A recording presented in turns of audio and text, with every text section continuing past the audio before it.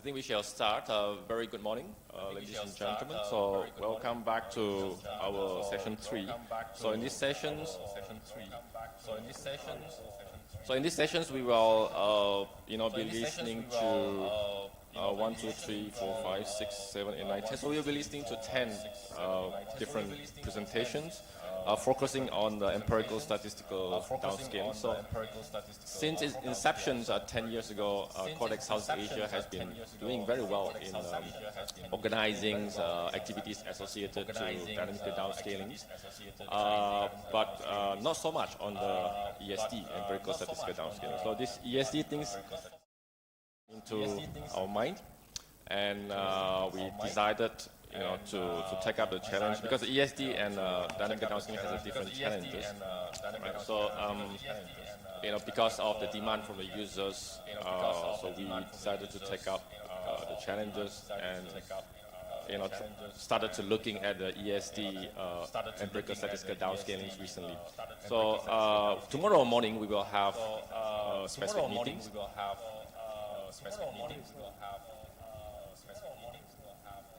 Yeah. So you have equal, right? Have you dealt with that?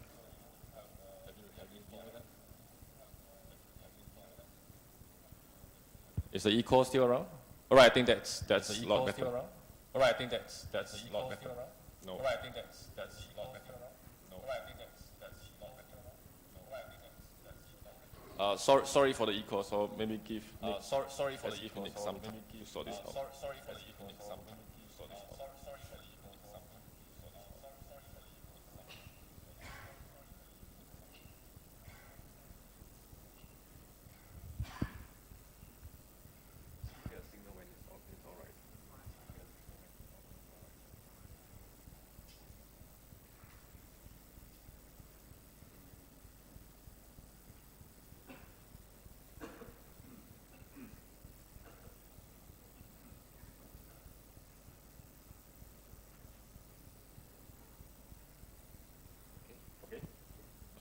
So testing, all right. So yeah, it's a lot better. All right, all right. Yeah. So I think without further ado. So if I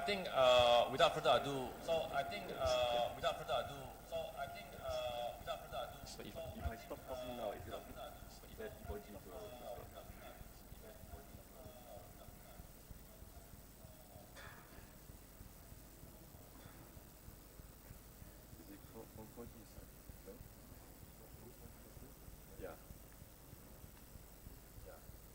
or we just start straight away, maybe it's okay. So I think you have to off. Yeah, try to. Is it okay? Hello. Is it okay? Is it okay? Is it okay? No, okay. Or I just stop and then. No, okay. Or I just allow Koji to start his presentation.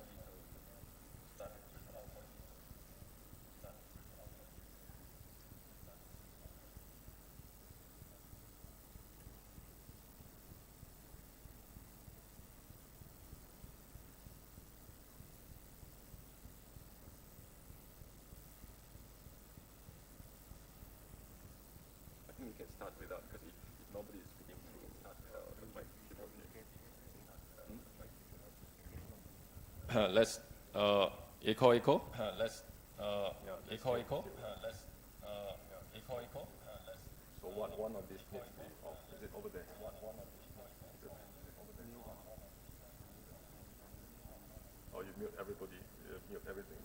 Oh, you mute everything. Oh, if anybody here is connecting to the. Right, I think maybe. Sorry again. So once again, sorry for the technical disruptions. Let's try if we start the presentation if the echo is still around. So, Koji-san, can you say something? Can you say something? How's it going? So I may have some kind of echo problem. So how will you do it? Okay. Please give us something sometime. So the technical issue is still there. So we can't hear you clearly at this point of time. Oh really? Yeah. But it's a little difficult to hear your voice, and because it's really get echo.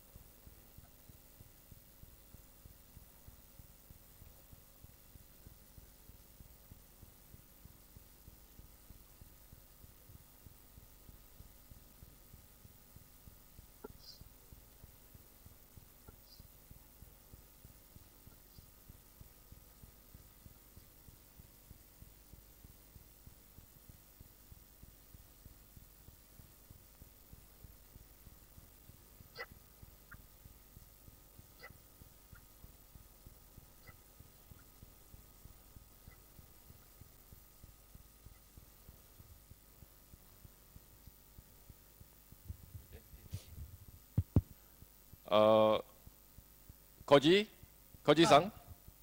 Good morning. So better. can you speak again to check if the echo is still there? So can you hear me? So I think we get back to the situation. So please, Koji-san, you can start your presentations, and you have 20 minutes. Okay, thank you very much. All right. Using okay, I will start. So thank you very much for inviting me, Fred and Jinu, to contribute to discussion for future collaboration with CORDEX Southeast Asia. I'd like to briefly introduce a few examples of our activities with my students and collaborators and stakeholders. So today's my title of talk is a Regional Climate Information for Water, Energy, Health Integrated Study.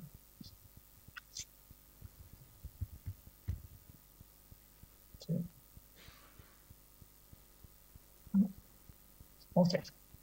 So as you may know, Paris Agreement and SDGs are focusing on the climate change adaptation, and also in Japan, Climate Change Adaptation Act came into effect in December 2018. So several local climate change adaptation centers are established. We are collaborating with them. So fundamental regional climate information is indispensable, essential for understanding climate change and making decisions on when and how to act. So spatial and temporal comprehensive and consistent information is necessary and useful for decision making.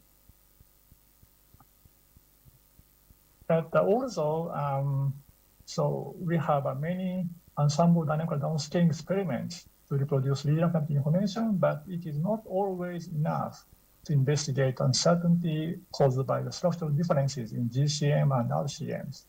So we'd like to provide a multimodal ensemble regional climate information by using combination with dynamical approach and statistical approach to investigate the uncertainty, projected change associated with the structural difference of GCMs and RCMs.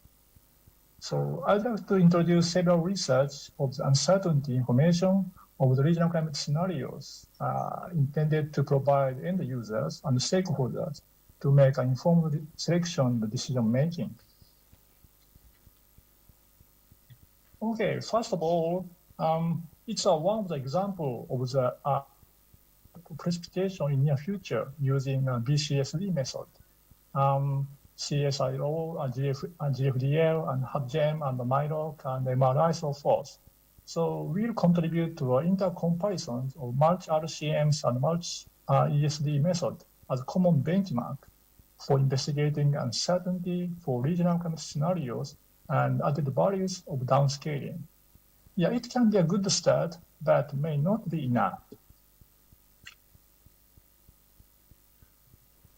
So it's one of the examples is a probabilistic information to develop a probabilistic climate scenario information by quantification of model structure and parametric uncertainty. So firstly, we evaluate the performance of ensemble experiment, and secondly, to estimate the probability distribution by weighted ensemble, and finally, extend estimate probability map for climate change scenarios. So it's one of the example of a probabilistic information based on the multimodal ensemble with weighted ensembles, depending on the scale of the observations. And this approach is mostly limited. This map is very fantastic and contribute to the report to the Ministry of Foreign Affairs in Japan and for G7 working group, so forth, but and to be applied for one or two independent variables. So,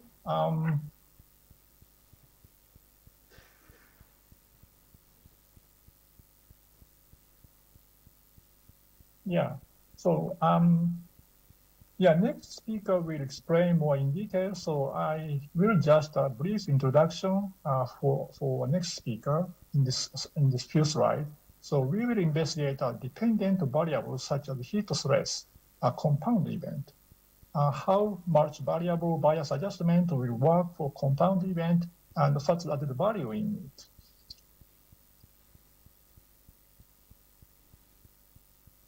Okay, so this is a result of the bias adjustment and before and after the adjustment. So after the bias adjustment, we could see some kind of the reduce of the bias significantly by applying the bias adjustment method. And it's nice work.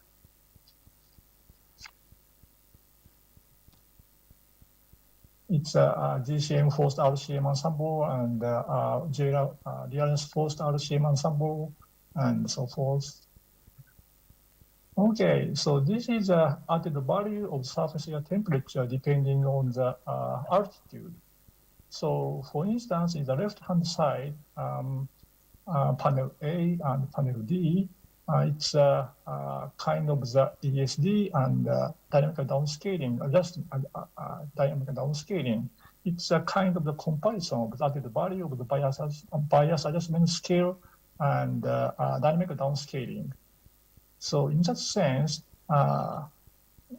bias adjusted GCM, I mean empirical statical downscaling and dynamical downscaling have a comparative scale for added value, as we can see in the left-hand side figures. On the next figures, so we can compare with the GCM without adjustment and dynamical downscaling plus bias adjustment. That means kind of the scale of the combined scale of the RCM, dynamical downscaling, and bias adjustment. So it improved the scale of added value in low altitude and also high altitude in particular. It's a good, positive, encouraging result for us. But it is not always the case. For more in detail is explained by the next speakers. So I'd like to briefly about the introduction about the detection and attribution over these two areas. So it's a result of the CMIP6 multimodal ensemble compared with the region and observation data set. So relatively extreme precipitation is relatively good agreement with the CMIP6 multimodal ensembles. Although we can find some kind of bias, it's a regionally, but overall we can see relatively consistent between the model ensemble results and observations.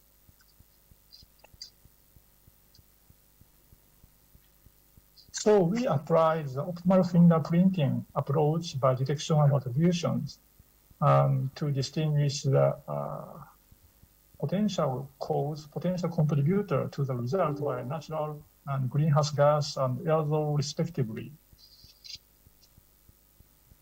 So we investigate the mechanism and possible reason to contribute to the increase of the precipitation in the area by distinguish from the contribution of the aerosol and dynamical component and some dynamic component and greenhouse gas forcing. So in this figure, indicate, so increase of the JJA precipitation is mainly controlled by the vertical moisture advections, mostly a kind of dynamic component. And also, greenhouse gases enhance this increase of the enhancement of precipitation. And on the other hand, aerosols suppress the increase of precipitation. It's a yellow bar making some kind of negative contribution. But by combining those kind of positive and negative contribution to this area, we can see a kind of increase of precipitation in this area, mainly controlled by dynamic component, and also greenhouse gas forcing. So next, I'd like to briefly introducing about the energy potential calculations by using the GCM and RCM and bias correction method. I didn't mention more in detail about it, but I'd like to briefly explain this methodology. Firstly, we make a bias adjustment of the data set of the wind speed and photovoltaic solar power, and extrapolating to the wind speed height from 10 meters to 100 meters or 15 meters. And also, we may estimate wind power density and also photovoltaic power potential. So a schematic diagram is something like that. So we make a data and observation, compare the data set and make a bias correction, and extrapolated to the optical height of the estimation and make energy potential calculation and wind power density and solar power potentials. And it's one of the example estimated energy wind potential in Asia, like Pakistan, Afghanistan, Bangladesh, Bhutan, India, Nepal, Sri Lanka, and Maldives, and collected climate variables based on the quantile mapping with variable distribution was applied. And also we investigate the energy potentials based on the global atlas and estimate the wind yield. And the estimated energy potential, energy density, and energy potential is a very good agreement over the area.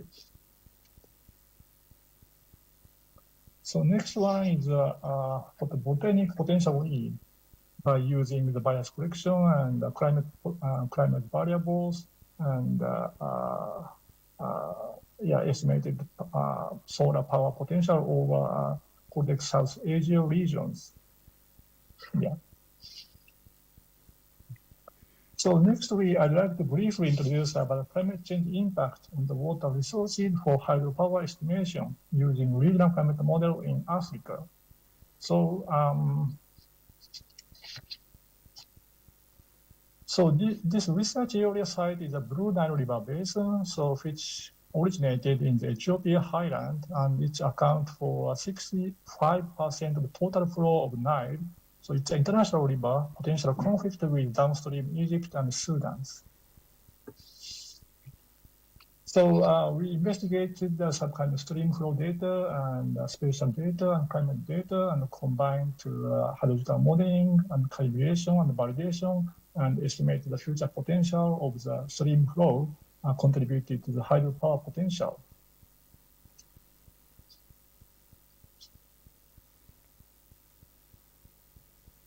It's one of the example of the projected future stream flow and potential transpirations.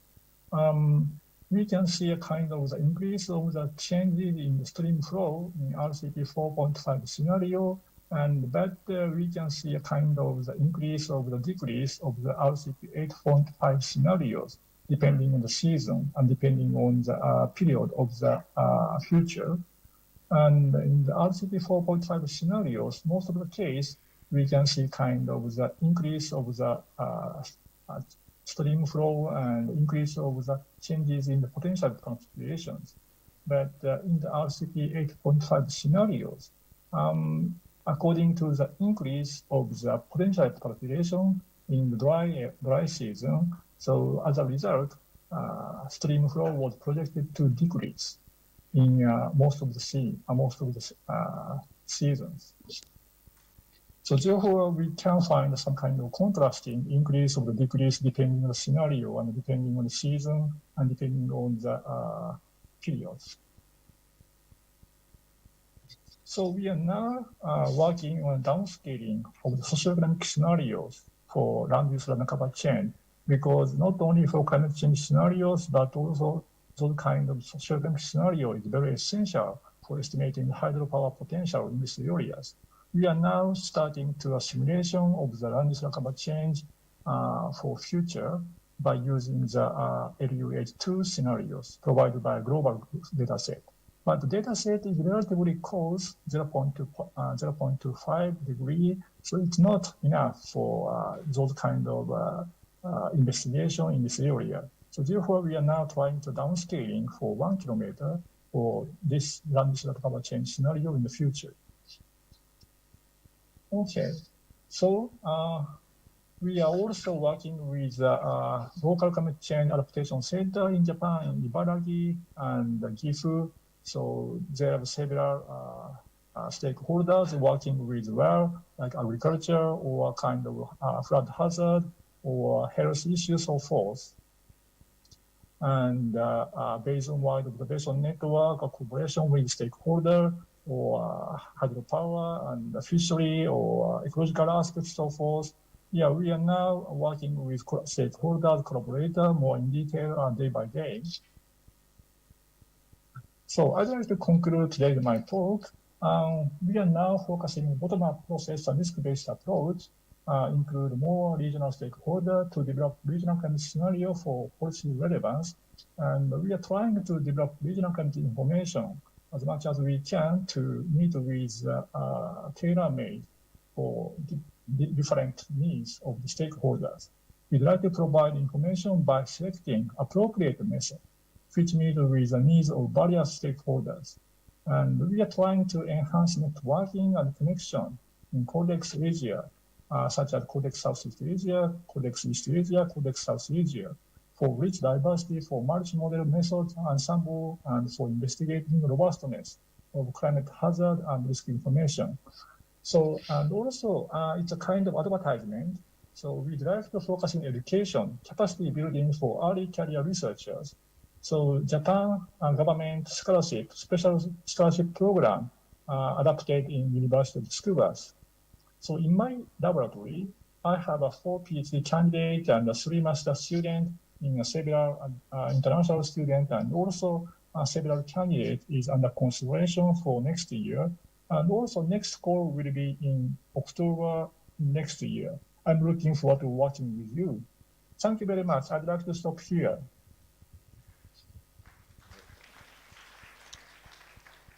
Right, thank you very much, Koji-san, enlightening us on the use of extensive use of downscale product, especially through the bias correction procedures.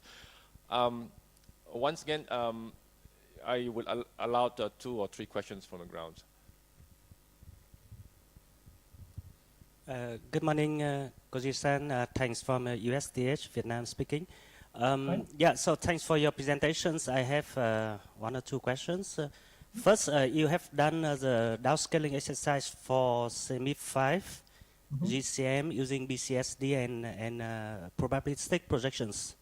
So I'm wondering whether you will repeat again this exercise for CMIP 6. And I saw that you've done using, for example, error 5, reanalyzed as observational data set.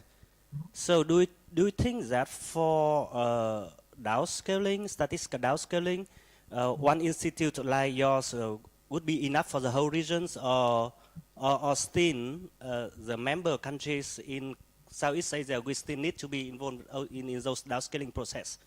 So yeah, so that's my question. Thank you.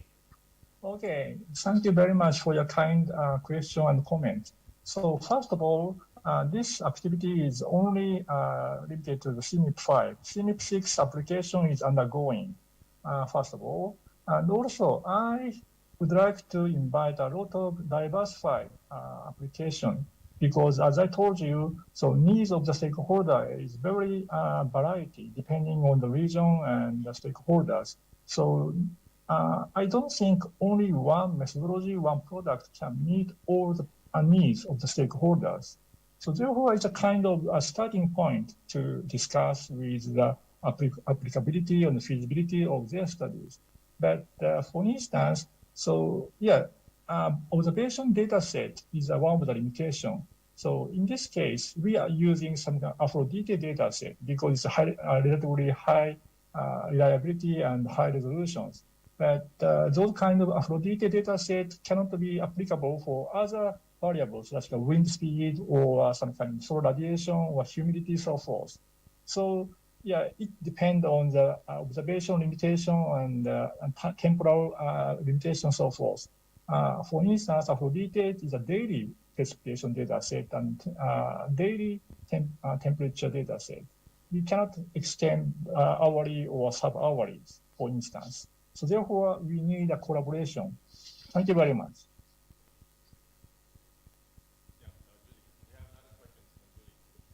Good morning, Dairako-san.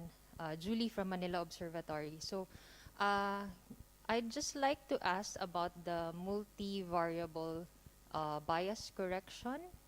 Can you explain it a bit more clearly, because I failed to catch that? And also, how do you take into account the relationship among these variables? Do you bias correct individually, and then how does that affect the relationship of among these variables after you bias correct? Okay, thank you very much. It's a good question. So first of all, for instance, this BCS method using the bias correction of quantile mapping, so is included. So but the quantile mapping method is not always applicable for kind of time series usage of those kind of stream flow or kind of forcing data as a hierarchical model, so forth. So yeah, next speaker will introduce more detail about how will you apply the bias correction method in multivariable bias adjustment. Yeah, it's a thank you for nice introductions. Yeah, as we discussed, yeah, not only one solution can be obtained depending on the situation and the needs of the stakeholder. So therefore, we should select a appropriate method fit meet with the needs of various stakeholders. That's my message from today's presentations.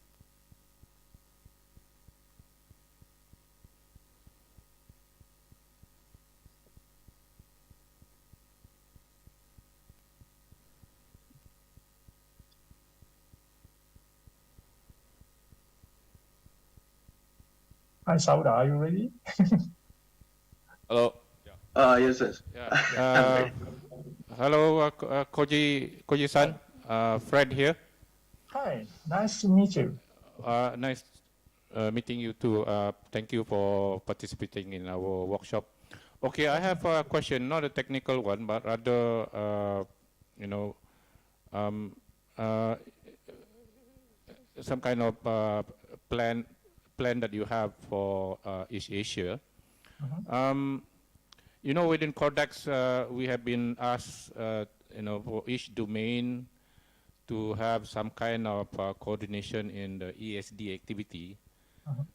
We are, in this workshop, this is a starting point for us, where we are hoping that after this, we would be able to coordinate the activities related to ESD,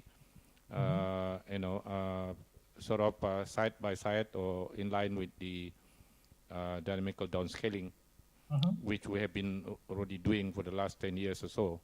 So what is your plan as far as ESD is concerned in the East Asia? Are you coordinating this, or what is the progress? It seems like from your talk, whatever you presented coming from only your group. What about other groups? Are you coordinating this? Yeah, it's a good question. Yeah, first of all, it's a very difficult point to move forward. So first of all, we would like to distinguish how, to what extent focusing on the common issues like wider domain or continental scale or some common issues, so forth. But most of the case, we must meet with various different needs of the stakeholders in a local or regional scale. So when we talk with kind of various stakeholders, we would like to find a good case study and also expanding to a kind of applicability or feasibility to transferability to other regions. It's one of the possible bottom-up approach. At the same time, I'd like to looking for kind of top-down, semi-top-down approach to comparing the GCM and RCM or ESD as added value issues as a common platform. So that's one of my idea to move forward in the future. I'm not sure it's the answer to your question or not. Right. So we will have, I think we have to move on. Sorry about that, Evan, because we're slightly behind the schedules. But yeah, we will have an opportunity to talk more about this tomorrow morning, since we have a yeah, thank you very much. All right. So let's move on to our next speaker. Kirkar Saraf, as I pronounce that correctly, so who is Koji-san's student. Mr. Kirkar, can you share your presentations? Yes. Can you see the slides? Yes, we can. But you have to. Yeah. Okay. So it's already in the presentation mode. Yeah. So we can hear you loud and clear. Okay. Thank you. Good morning, everyone. My name is Saurabh Kaikar. I am from Regional Hydroclimate Lab from University of Tsukuba. My today's presentation is about added values in regional climate information with multivariable bias adjustment over Japan. First, I will talk about my research purpose. We are focusing on compound event risk assessment, especially on the heat stress. Compound events are primarily driven by a combination of multiple variables. In case of heat stress, it is the air temperature and relative humidity. Assessing the mortality related to heat stress is one of the crucial factors in the climate change adaptation in Japan. To do so, we need reliable regional information for the risk assessment. The climate models are currently our main source of obtaining long-term regional information. However, the models are often biased and give biased products. To do so, we perform post-processing methods such as bias correction. However, not every method is perfect, as previously mentioned by Professor Daraku, that we need to select method according to the purpose. So here we will focus on the uncertainties in the multivariable bias adjustment and the added values in downscale products. Before moving forward, I will briefly explain about the adjustment method and the added values. Conventionally used bias adjustment methods are often applicable to a single variable at a time. They do not consider the dependent structure between multiple variables. In case of compound events, we need to assess multiple variables at the same time, considering the dependent structure between those variables. In that case, the conventional methods may not be most suitable options. In such case, multivariable bias adjustment methods are found to be more useful. As for the added values, those are the, according to the IPCC, those are the measure of the extent to which the regional simulations are closer to the observation than the parent model or the forcing dataset. We'll see more on this on later slides. For our analysis, we have used multimodal ensemble of 3 RCMs posed by 3 GCM and JERA25 reanalysis data for the period 1981 to 2000. Here we will analyze two variables, the surface air temperature and specific humidity. For validation, we have used the daily 2-meter air temperature and relative humidity data from National Agriculture and Food Research Organization. It's a very high resolution data, and we have used the hourly model simulations to aggregated to daily means for the consistent comparison with the observations. All data are regraded on a reference lat-long grid for consistent comparison. Since we are focusing on heat stress, we have performed this analysis during the peak of summer season in Japan, that is for July and August. In this presentation, I will only show for August for brevity. Here I will explain about the bias adjustment method. One of the important point here is that it is different from the conventional bias adjustment method. Here we are focusing the climate variable according to the topography. First, we calculate the adjustment factor based on the observed altitude data from narrow and model data. We use the adjustment factor to adjust the surface air temperature and the dew point temperature. The dew point temperature is calculated from model specific humidity, and the empirical equations are used for the estimation. Based on these two estimations, we calculate the relative humidity as follows. For calculation of added values, we use a metric proposed, which is based on a difference between squared error in forcing data and square error in the RCM data. Here, positive added value means the RCM simulations are closer to the observations than the forcing data or the parent model. First, we will see the bias adjustment for surface air temperature. The first row shows the GCM forced RCM ensemble, and the second row shows the Jira forced RCM ensemble. Figure B and figure D shows the surface area temperature without any adjustment, where we can see prominent negative bias over majority, most of the regions over Japan, and we observe a prominent negative bias over most of the regions of Japan and positive bias over northern part of Japan. After applying the adjustment, we see that the prominent negative biases have been reduced. However, we can see some of the biases still retained. In case of JERA, we see some significant reduction after the adjustment. Here we will see the added values for the GCM forced ensemble and RCM forced ensemble. The rightmost side are the temperature are the added values without any bias adjustment. These represent the original dynamical downscaling skill with respect to the parent model. First, we'll see the comparison of bias adjustment skill with the dynamical downscaling skill, where first we adjust the GCM data, but we do not apply the adjustment for RCM data. Here we can see the added values have been improved at lower altitudes, but we can see the pseudo added values at higher altitudes. Next, we see figure B and figure E, which represents the combined dynamical downscaling skill with the bias adjustment skill, which is comparative to that of the original RCM skill. But here we see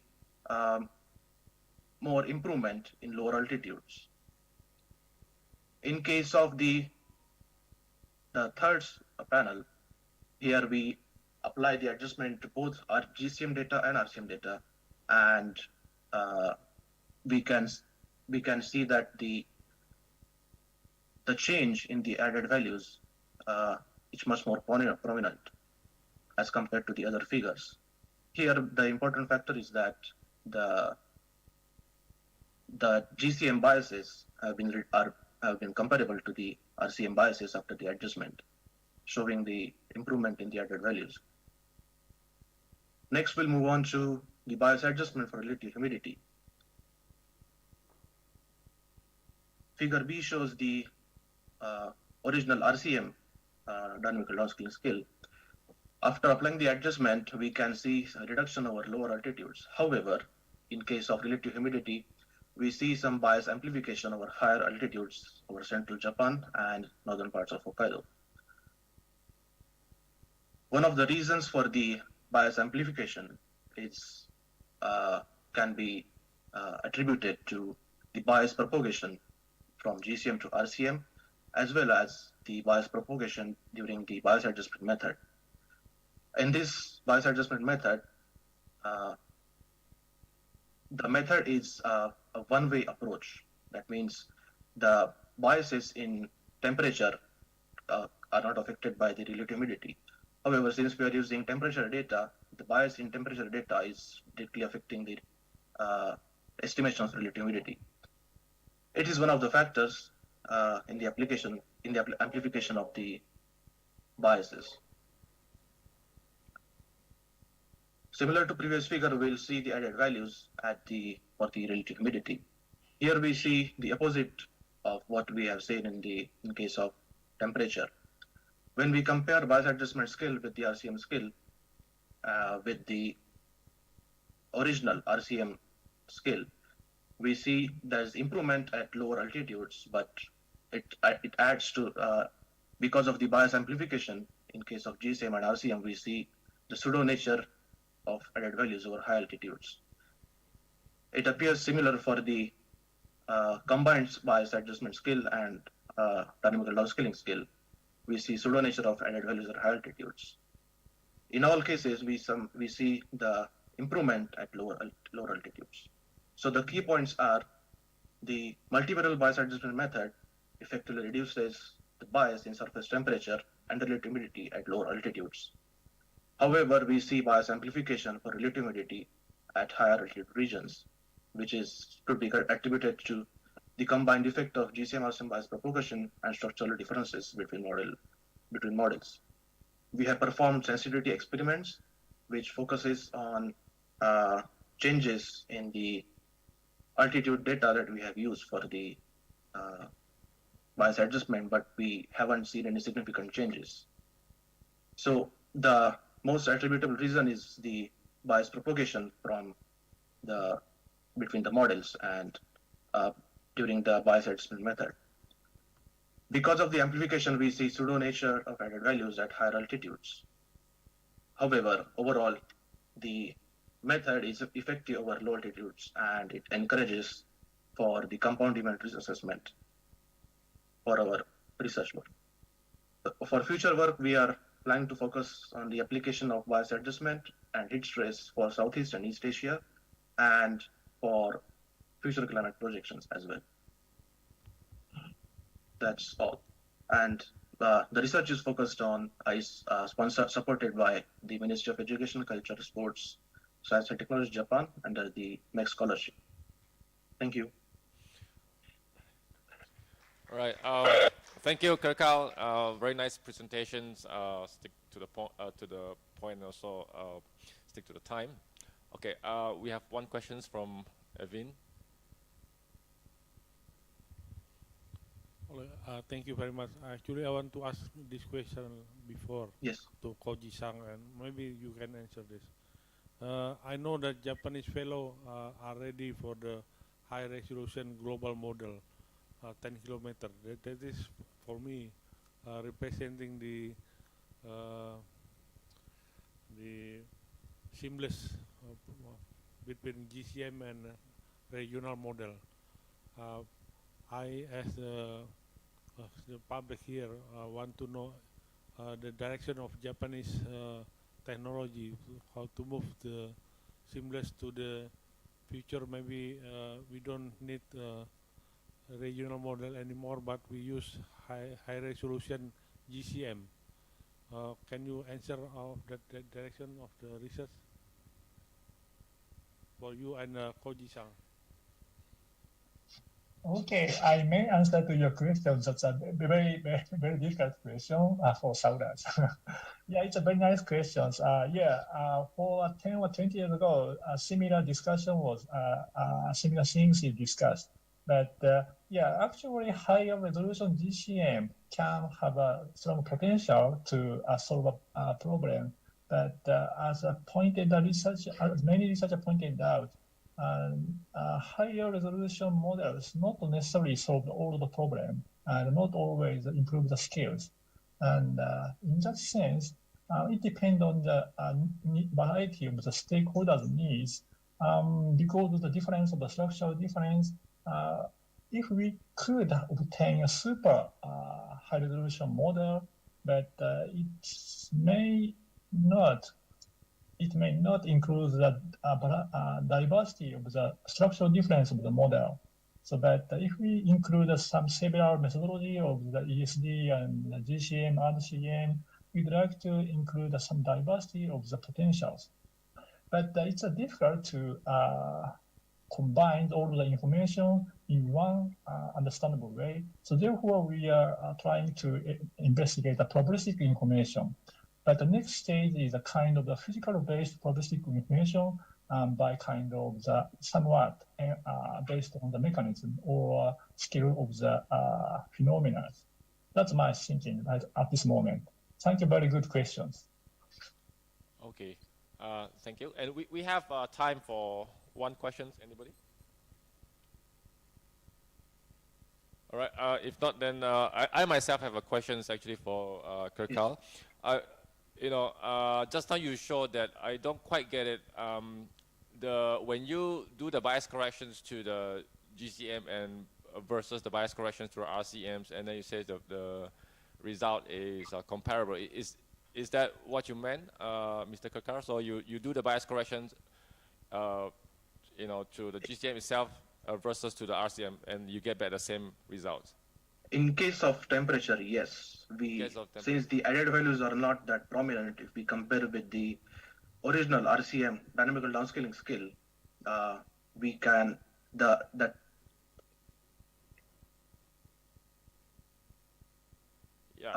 this figure indicates that it could indicate that after the adjustment, the biases in GCM are comparable to that of RCM.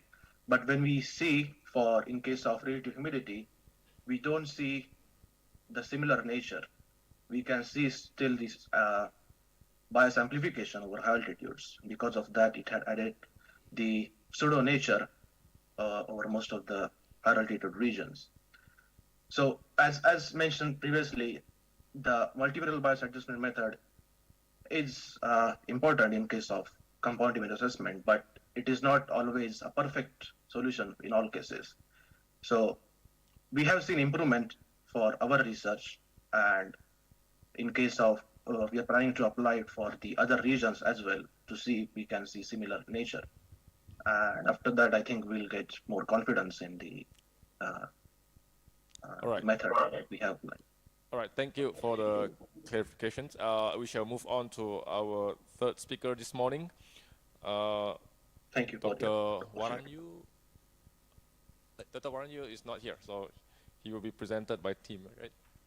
Okay, so okay. So have you moved your presentations on the machines?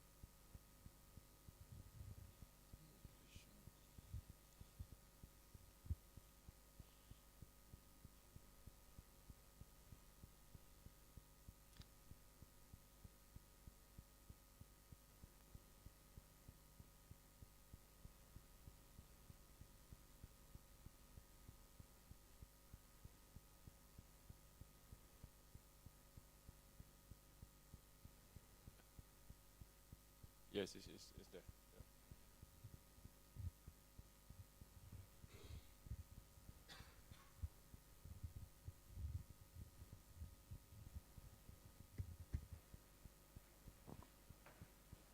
Okay, hello everyone.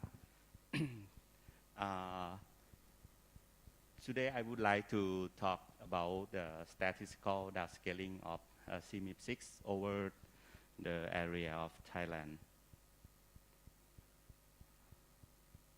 Okay, we from IU called Ramkhamhaeng University, Thailand.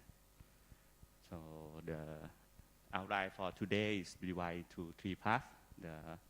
I will show you the previous study and present study in the statistical downscale in CMIP6 in area of Thailand, and the material method. The finally is result and conclusion. The dynamical downscale, as you know, this consume computational time, and so we will try to stat downscale is less power computational consumption. The previous study, we study in predictor of GCM, the precipitation, temperature, max and min, and observation data from 45 stations in Thailand. About the machine learning method, we investigate the linear regression, support vector machine, Gaussian process, and deep learning, and evaluate the model from K4 correlation and two measurement root mean square error and correlation. As a result, precipitation correlation around 0.35, and deep learning perform the best correlation and root mean square error about the precip temperature max and temperature min. In the previous study, we split analysis into 6 regions over Thailand: north, northeast, central, east, west, and south. And the result show that the precipitation in south of Thailand is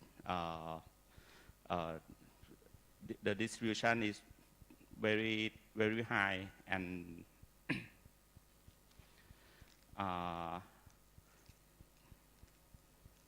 it's a lot of it's high variation of rain in south of Thailand. So we got a low correlation in precipitation. It show Tmax and Tmin is quite good.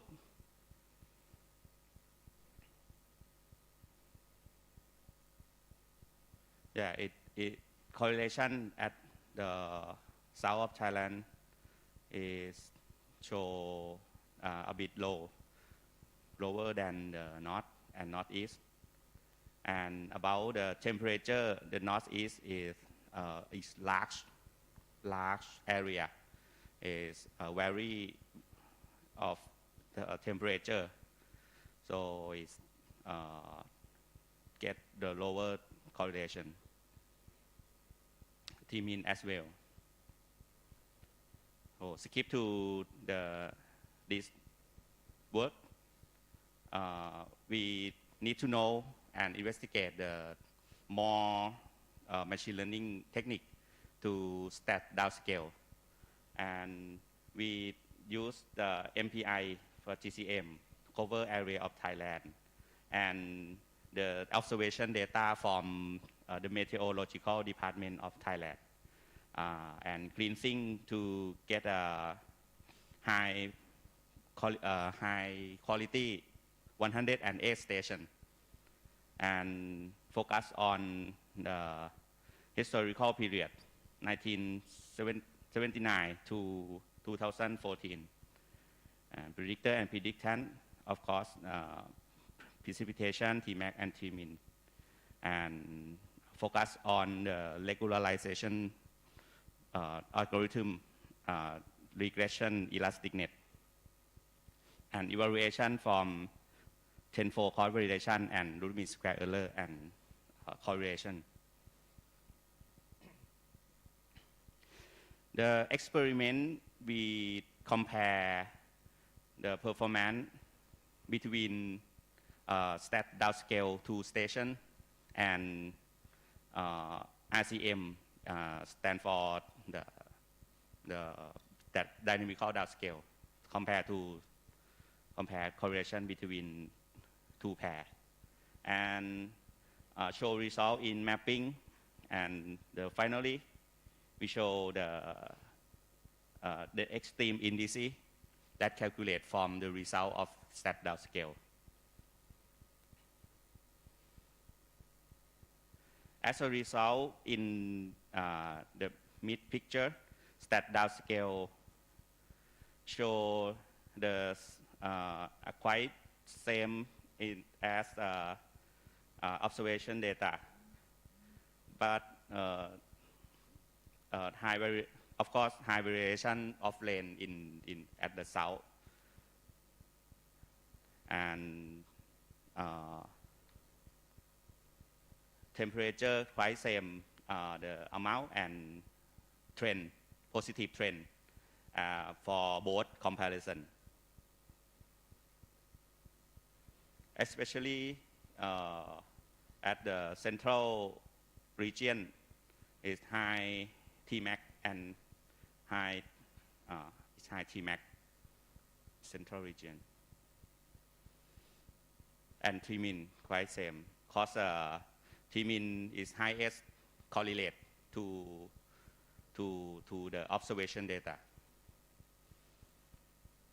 Conclude from map, we plot the box plot to show that the correlation of stat downscale around, from this technique, around 0.3, and Tmax and highest in Tmin around 0.8.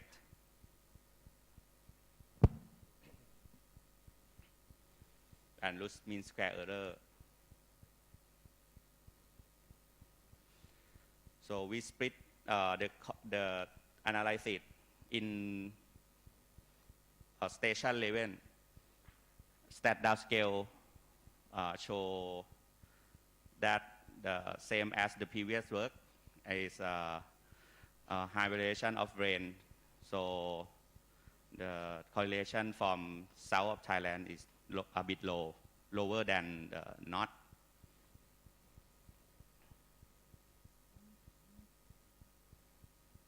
Okay, after that I calculation the extreme EDC. As the correlation a bit low, the extreme EDC in rain or precipitation are quite different. CDD as well, but CDD show the quite same amount. Higher CDD on north part and lower in south part.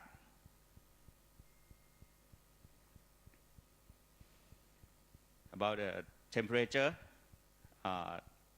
quite same in direction of trend and amount. And FD16 show about quite same in direction negative trend, especially in south and central region. So the last one, I compare the correlation split to precipitation EDC and temperature in DC. For intensity, is the precipitation in precipitation show higher than other one, and DTR in temperature is highest correlation. Duration a bit low, and frequency average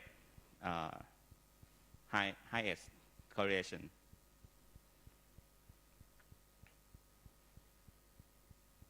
Okay, this work I investigate and compare performance of stat downscale to the station and RCM2 station, and we found that there are some limitation of the stat downscale.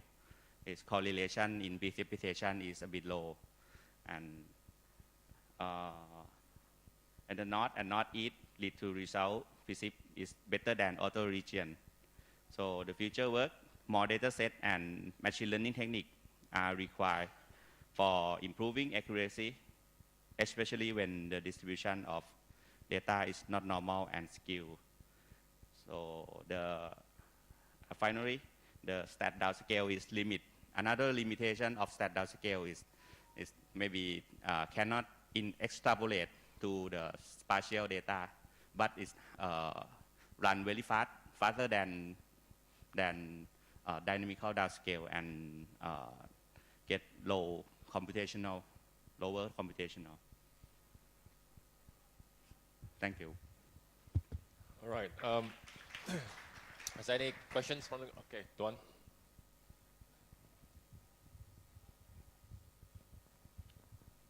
Hello, my name is Duan Kwam from University of Tsukuba. So I have two questions.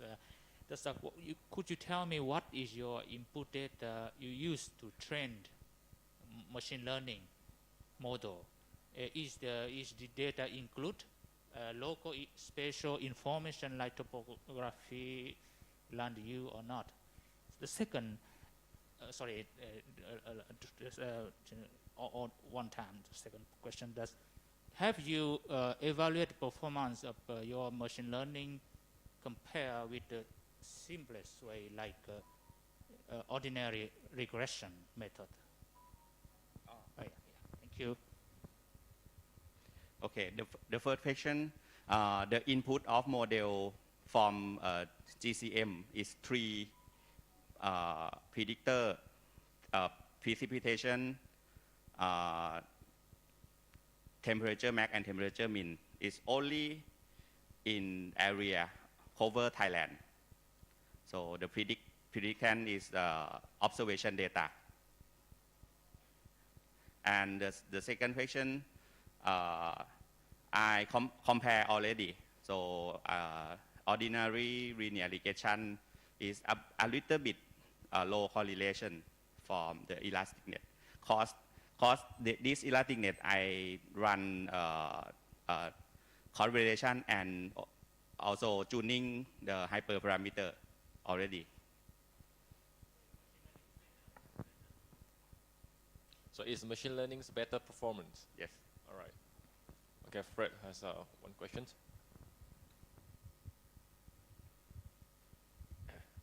Thank you for your presentation.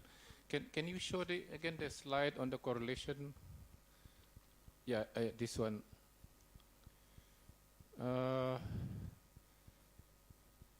What you're correlating here? Is it what kind of thing you're correlating here? Are you correlating the precipitation, the time series between GCM, the downscale GCM with the observe, or? Okay. This SD stand for stat downscale, Professor.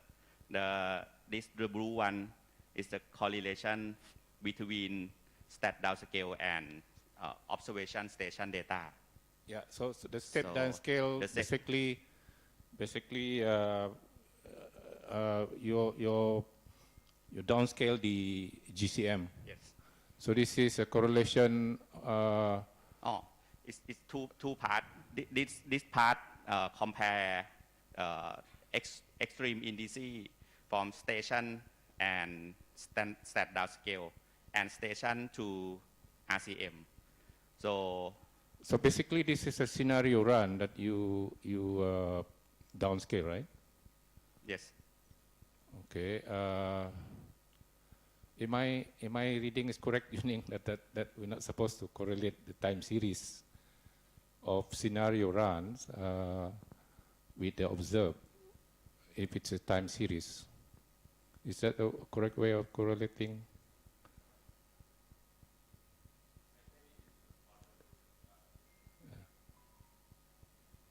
maybe we can have discussion later on.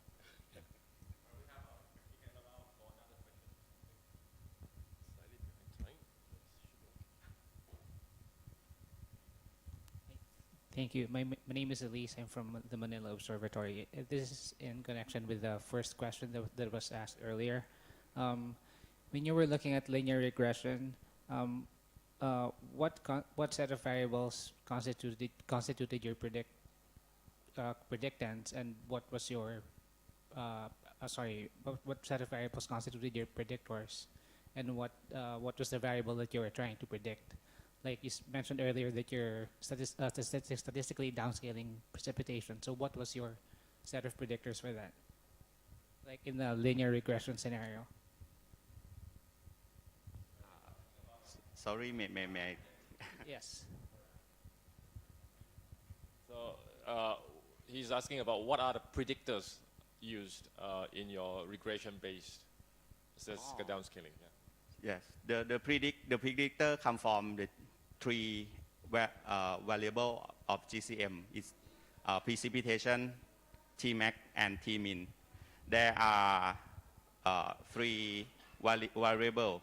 So the grid data is cover area of Thailand. So maybe in GCM, I just remember 70 grid cover Thailand. It's a predictor. All right, I think, thank you very much. We will move on to our next presentation. Thank you for your attention. Yeah. Thank you. By Ms. Trinawati from Indonesia Institute Technology Bandung. Yeah?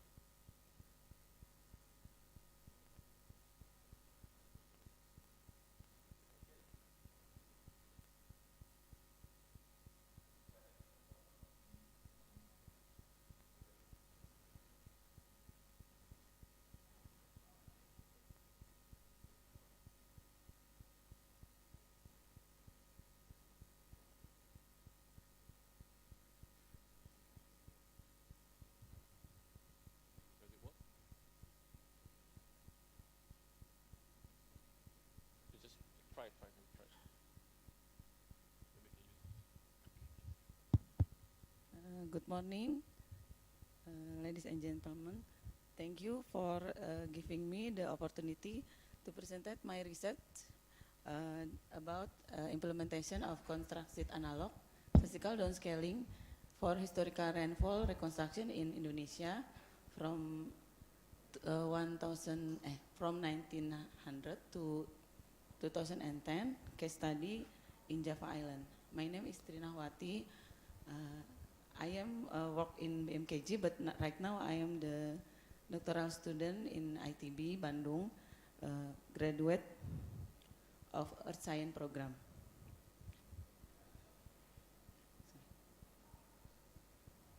This is my outline of representation.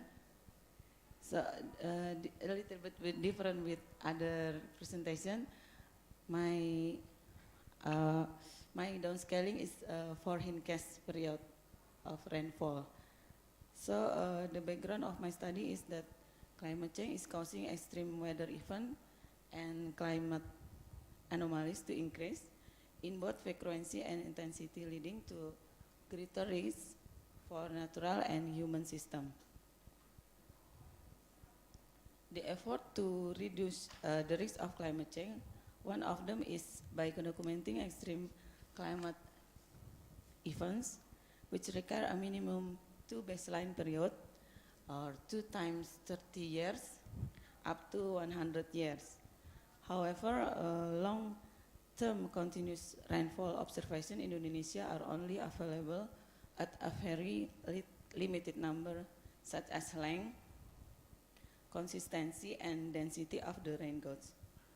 So the study aims to develop a method of reconstruction historical rainfall data for the period of 1900 to 2010 using statistical downscaling of reanalysis global dataset. Previous study about the reconstruction of rainfall and temperature data in Europe have been done by Cardoso et al. And Sailot et al. Using dynamical and statistical downscaling.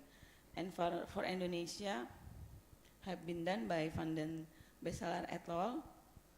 And Yanto et al. Using interpolation method. So the constructed analog statistical downscaling or CASD is using weather typing technique. This method have been developed by Van der Doel, Hidalgo et al. And Sermaini et al. For climate prediction and projection, and also the meteorology lab in ITB. There are two steps in CASD. Firstly, diagnosis step. It is select the weather pattern subset of GCM predictor in training data or historical data, which were analog or have similarity pattern to the target period. And the subset chosen about 30 and then making construction of 30 analog subsets with regression or weight mean. Secondly, the prognosis step. The formula of 30 analog subset from diagnosis step then being applied to the predictant data to predict or project in the target period.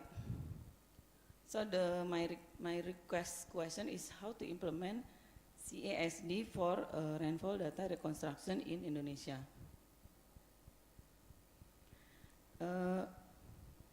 Okay. The CASD has advantages in the analogy of a local scale climate with a synoptic scale climate pattern, so that the spatial structure of the local climate is well presented in the simulation result. This is the predictor of the statistical downscaling. We use the indirect analog approach, vector fields, zonal U and meridional V winds at 850 HPA, then derive to scalar field, to rotation component, stream function, and divergent component velocity potential with the Helmholtz decomposition. And for the predictant, we use the MSWEP. It is a 0.1 resolution from 1979 to 2010. The dataset is selected from previous our study by performance analysis of 8 graded precipitation dataset of research product in Indonesia. So CISD also has shortcomings in example like increasing spatial coherence in the result field, decreasing in temporal variation caused by averaging process, and too much drizzle production. So firstly we do the sensitivity analysis for evaluating the reliability of gaining extreme information and comparing the uncertainty of CA experiment schemes of the prognosis step. The schemes are multilinear regression, W mean or weight mean, MLR with PCA, W mean with W mean with PCA. In this sensitivity analysis, we use the predictant station from station rainfall. And before that, we also, for the predictor, for gaining the for obtain the probabilistic rainfall estimation, we use multi-window approach. So to predictor times 7 window of monsoon Asia and Australia. This is the window location, and we do the predictor selection using singular value decomposition to eliminate the predictor which has weak spatial correlation, and some predictor are eliminated from 14 member to 11 members. This is the formula for the EOF. We use the PC number of 5, and then normalization max min for MLR, and for the metric similarity we use the cosine similarity, and this is the formula of rainfall estimation for MLR and W min. And for the sensitivity analysis we use VRH, PSD skill score, and Bayes score. This is the example of eigenvector spatial pattern predictor P in 5PC between training period above and targeted period below in the window of maritime continent monsoon. And for from the sensitivity analysis, we found that the sensitive parameter from CASD are the application of the base analog subset equation from diagnosis step for rainfall simulation in prognosis step. And the VRH graph of MLR scheme show a positive bias of predictor member, while PCMLR negative bias. And for the W min and PCW min, under dispersive or less spread of predictor member. And for the distribution analysis, we use the PDF skill score. The MLR is the highest average, and this is the example of the rainfall pattern in one of station. It is so that the W min and PCY min is not have under dispersive between the member of predictor. So we select the MLR and PCMLR scheme and trying to add some calibration from the result of the statistical downscaling. And after that, we applied the CASD for rainfall reconstruction with the predictant from MSWEF, and for the targeted period from 1900 to 1978, we use the training period from 1979 to 2010. And for this year, we use leave 1 year out cross validation, and also some calibration. And for verification, we use point base and grid base with 22 stations in Java Island and MSWEP.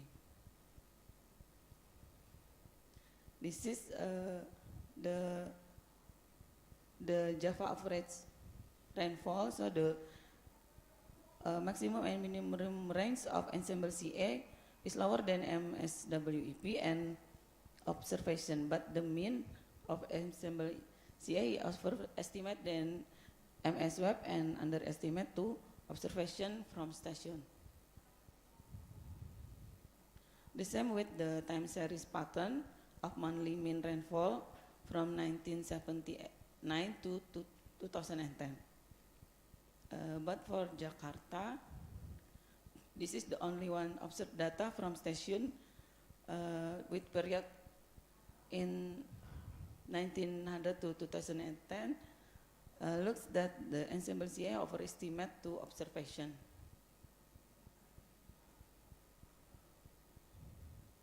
So for the verification, we use the deterministic verification, correlation, bias, and for probabilistic verification, you use the Brier-Skill square and AUK-ROC. For the correlation, ensemble mean to observation show higher in temporal aggregation. The pentat and 10-day rainfall correlation have similar range, and the spatial pattern show that the eastern part of Java Island is higher than western part. And this is the example of the rainfall pattern for daily and 10-day. And then for the correlation with MS Web, also a little bit higher and have the same spatial pattern. It is higher in eastern part of Java than western. For the bias, the monthly mean bias with MS Web are overestimate up to 500 millimeter in DGF and 240 millimeter in GGA, while bias in observation overestimate in some station in DGF and in GGA overestimate up to 500 to 20 millimeter. For the monthly standard deviation bias, so MS Web are lower than observation and so underestimate. So it is not spread wider than observation. And we use the BSS and AUK-ROC for dailies. This is the point base, so this is the name of station. The BSS for daily so low reliability because it negative values, and for the AUK-ROC is the lowest because 0.5. And for the 10-day rainfall, so 300 millimeter estimation has more number of stations that have negative BSS and low AUK-ROC.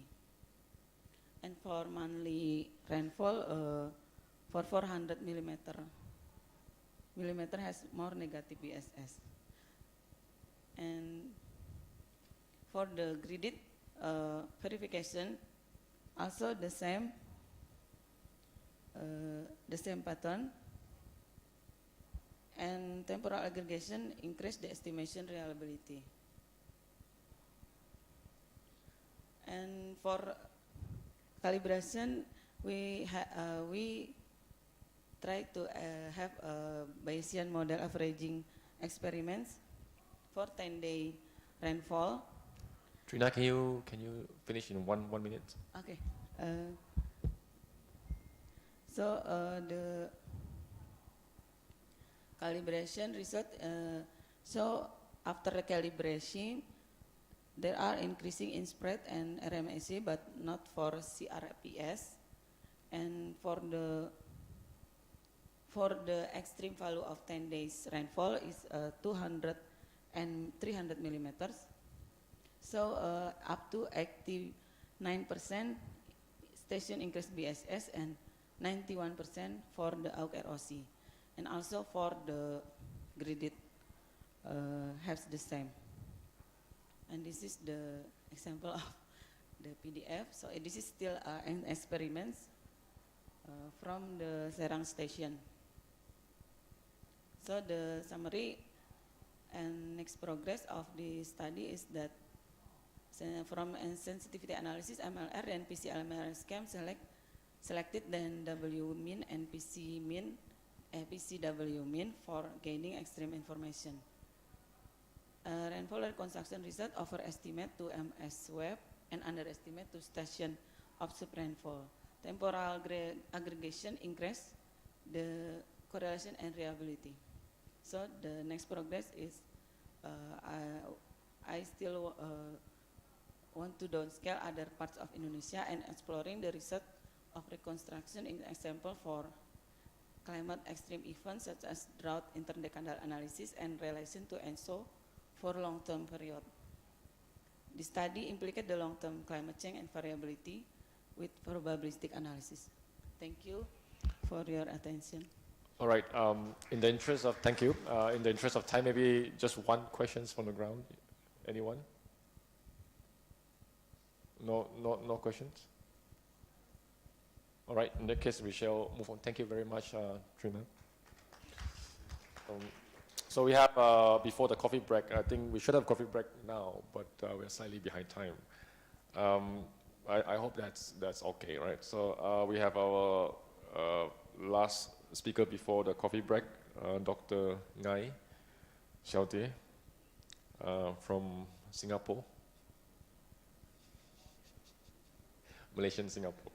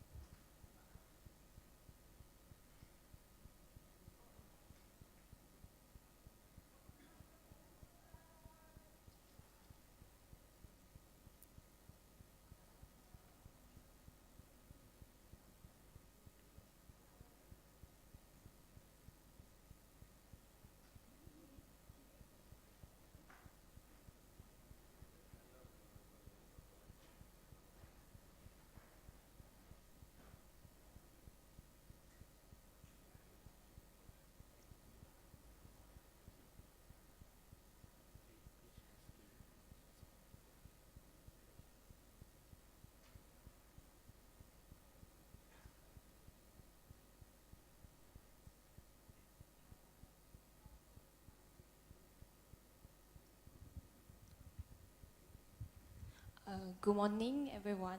I'm Ngai from National University of Malaysia and also National University of Singapore. So today I would like to talk about some of the results I've done in UKM. I will talk about the bias-corrected future precipitation and X-ray index based on the CORDEX C simulation on 25 kilometers.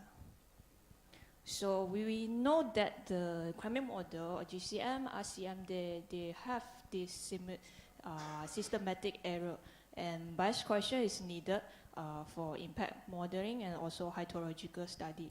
But we have to know that the bias correction is not a magical box, something like that, and many problems and issues were raised from the literature review.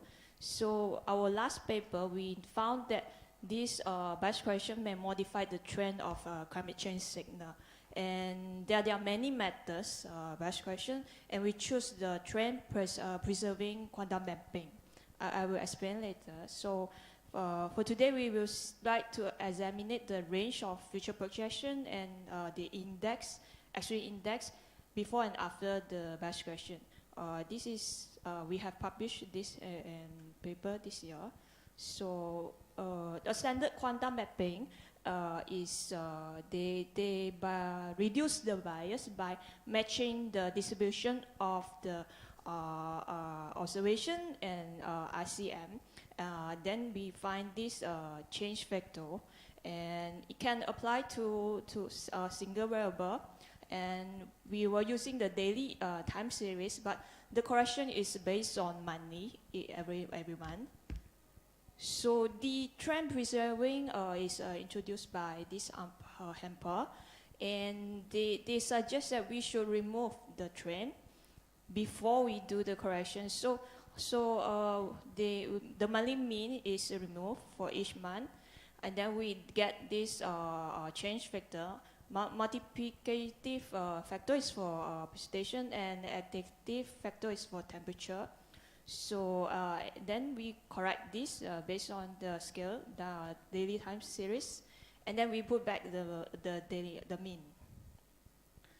So Aphrodite, we use Aphrodite as our reference data, because it has the longest longest periods of data, and we take 7 RCM from CORDEX C.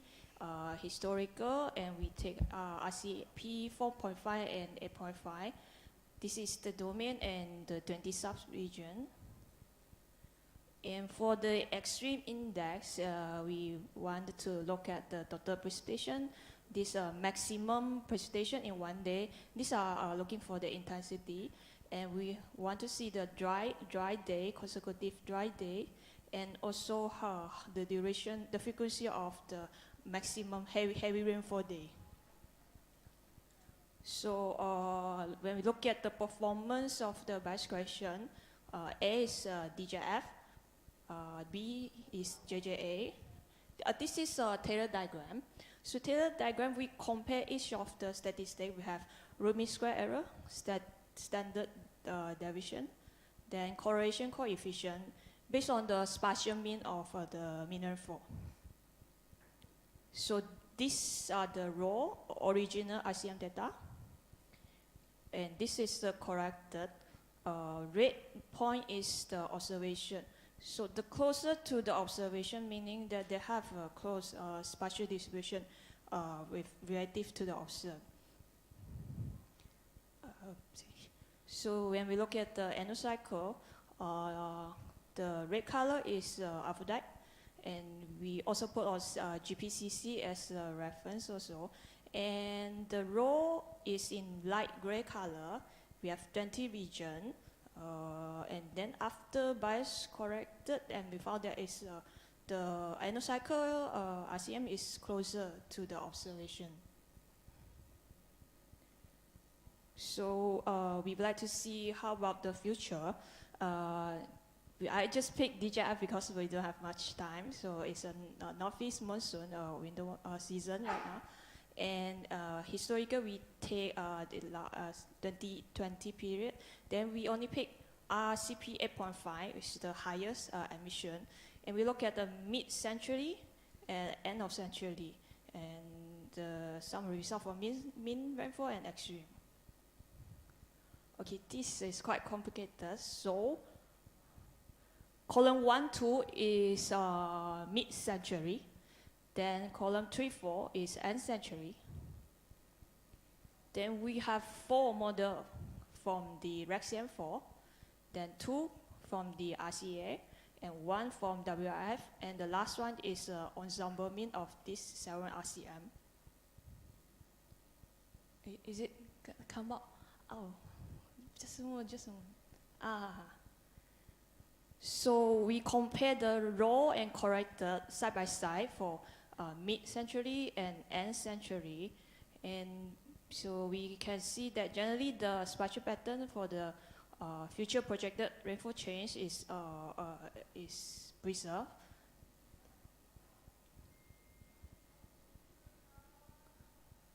And then we have seen that there's some region the value of the high rainfall changes are slightly magnified by the bias correction, and maybe some is shift in the directions. Yeah, it's shift here and there. And when we look at the future projected change, we see that there's some model projected a decreasing rainfall for most of the region, this REXCM, WRF. Then we have one of the RCA suggests that high rainfall change over our region. And maybe there's some is 50-50. The result is not synchronized. Okay, then we look at the ensemble mean. Okay, ensemble mean, we can see the range of the rainfall change becomes smaller after bias correction, and it suggests that some wet over the northern part.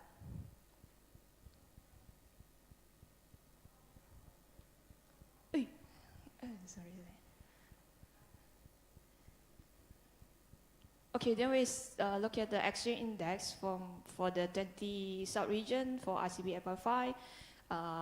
First row is mid-century, last row is end century, and we 1 to 8 is represent the model and also ensemble. You can see the RX 1 day is suggesting to be wet, and the consecutive dry day also suggesting to dry because it's going up, and also there's some effect that there is a two box here. The red color meaning the uncorrected, the raw index, and then this blue box is the corrected. So we can see that some effect that for heavy rainfall index, that bias correction might overestimate this index.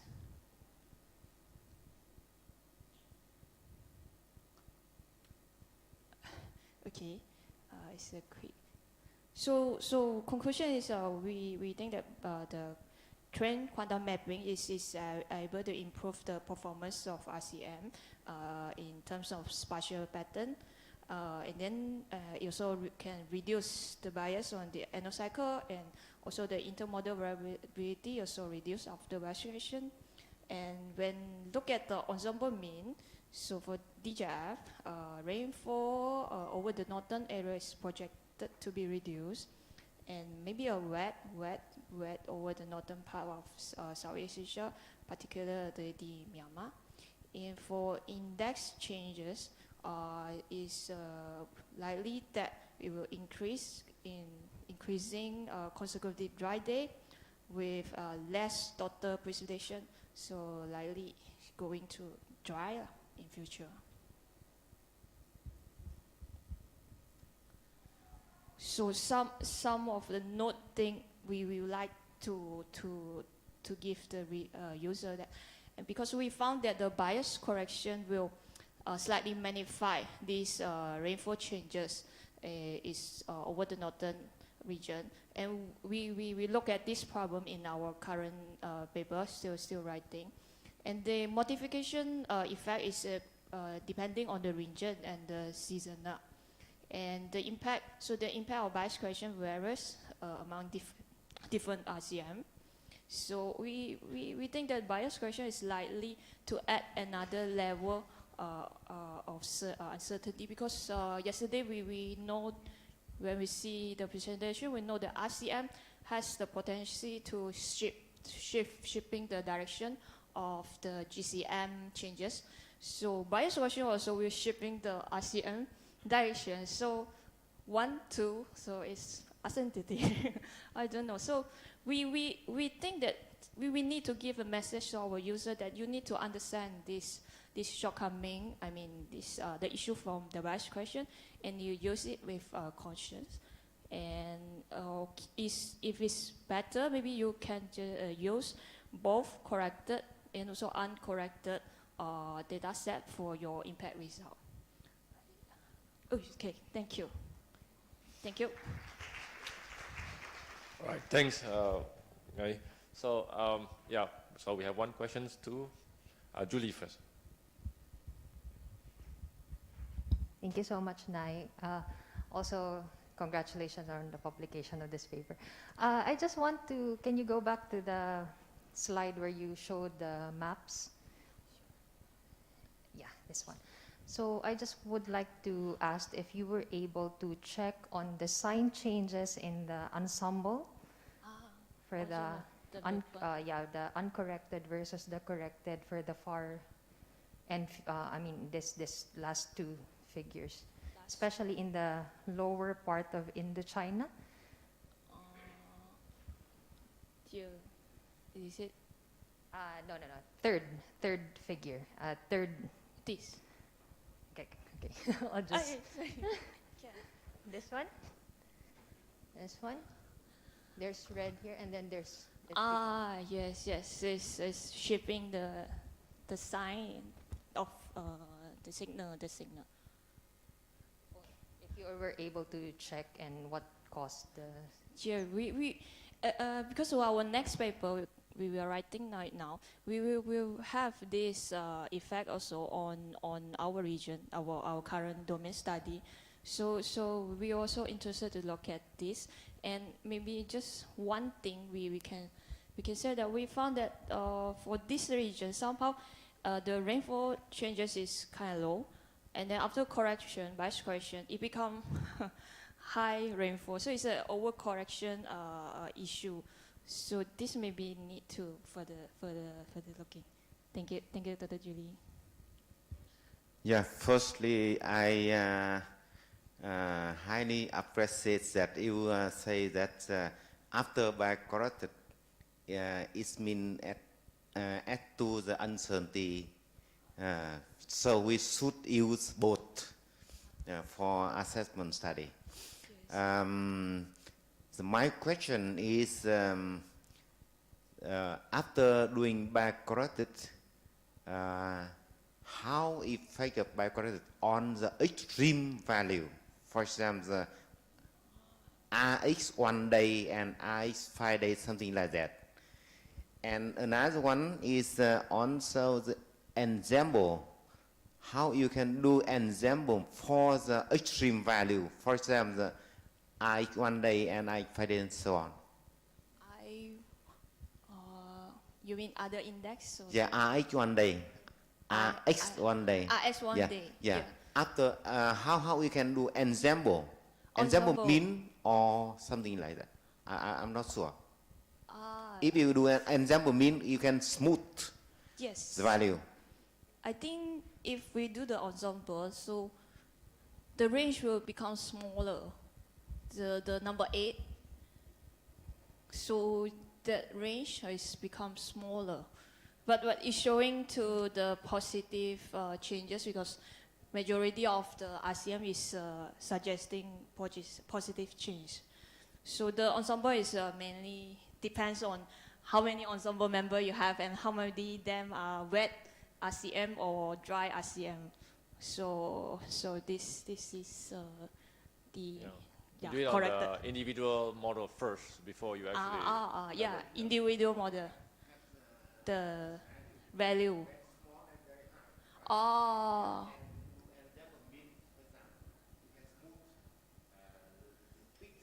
Yes.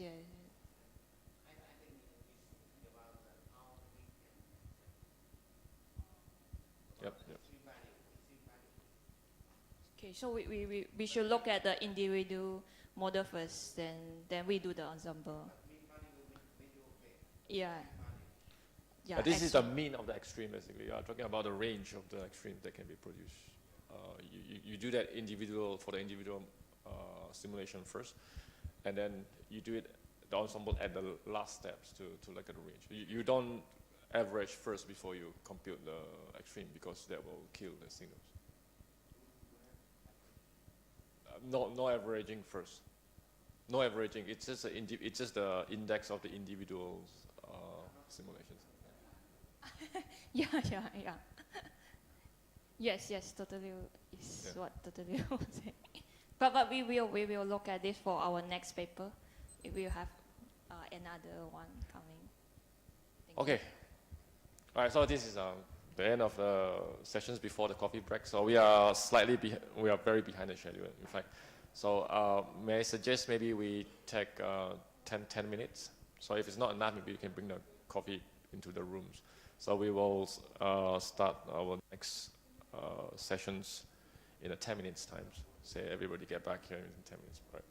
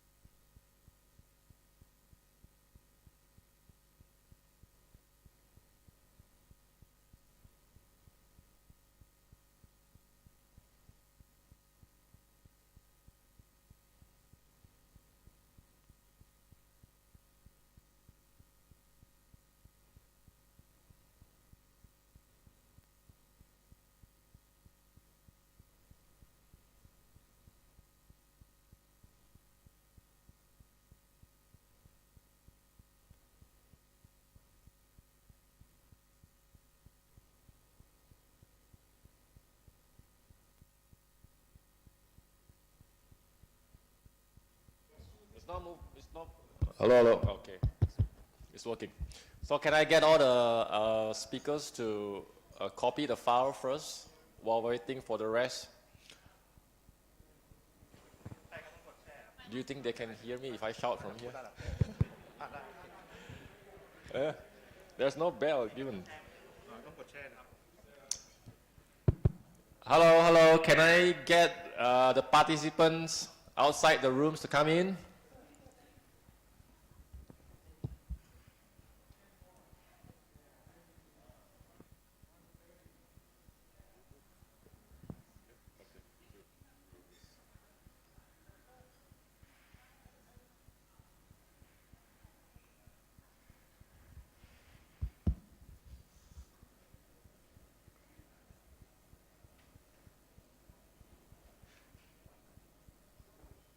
We shall start in 1 minute. Okay,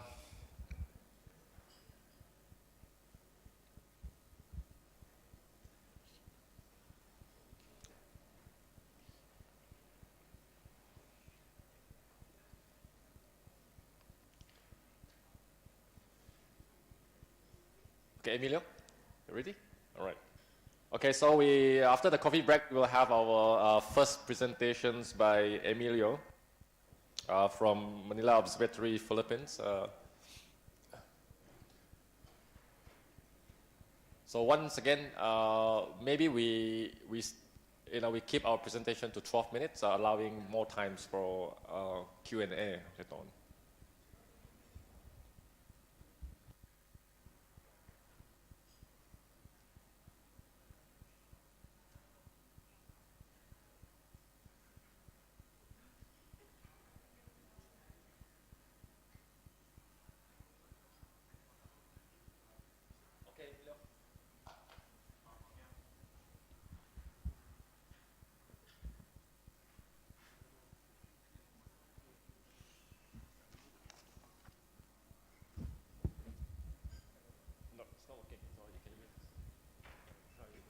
Can I start?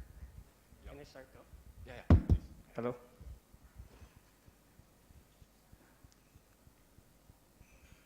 So good morning, everyone. My name is Emil, and I'll be presenting some of our works regarding bias adjustment and how we use it for climate risk assessment. So we started our work with bias adjustment from the Coastal Cities at Risk in the Philippines project, or CCAR-PH. So in this project, the project aims to enhance the capacity of coastal cities in the Philippines, namely Manila, Iloilo, Naga City, to their knowledge in the complexity and the complexity of climate and disaster risk. So one component of this project is, one important component of this project is co-developing high-resolution climate information for local adaptation and impact studies. So prior to generating the climate information, we do validation and bias correction so that the data that we're using has the statistic, so that the data that we use, the statistical information like the mean variation of the data is close to that of the observed. So data from the CORDEX is very important for us in doing the climate risk assessment because the resolution of the RCMs are much better than the GCMs.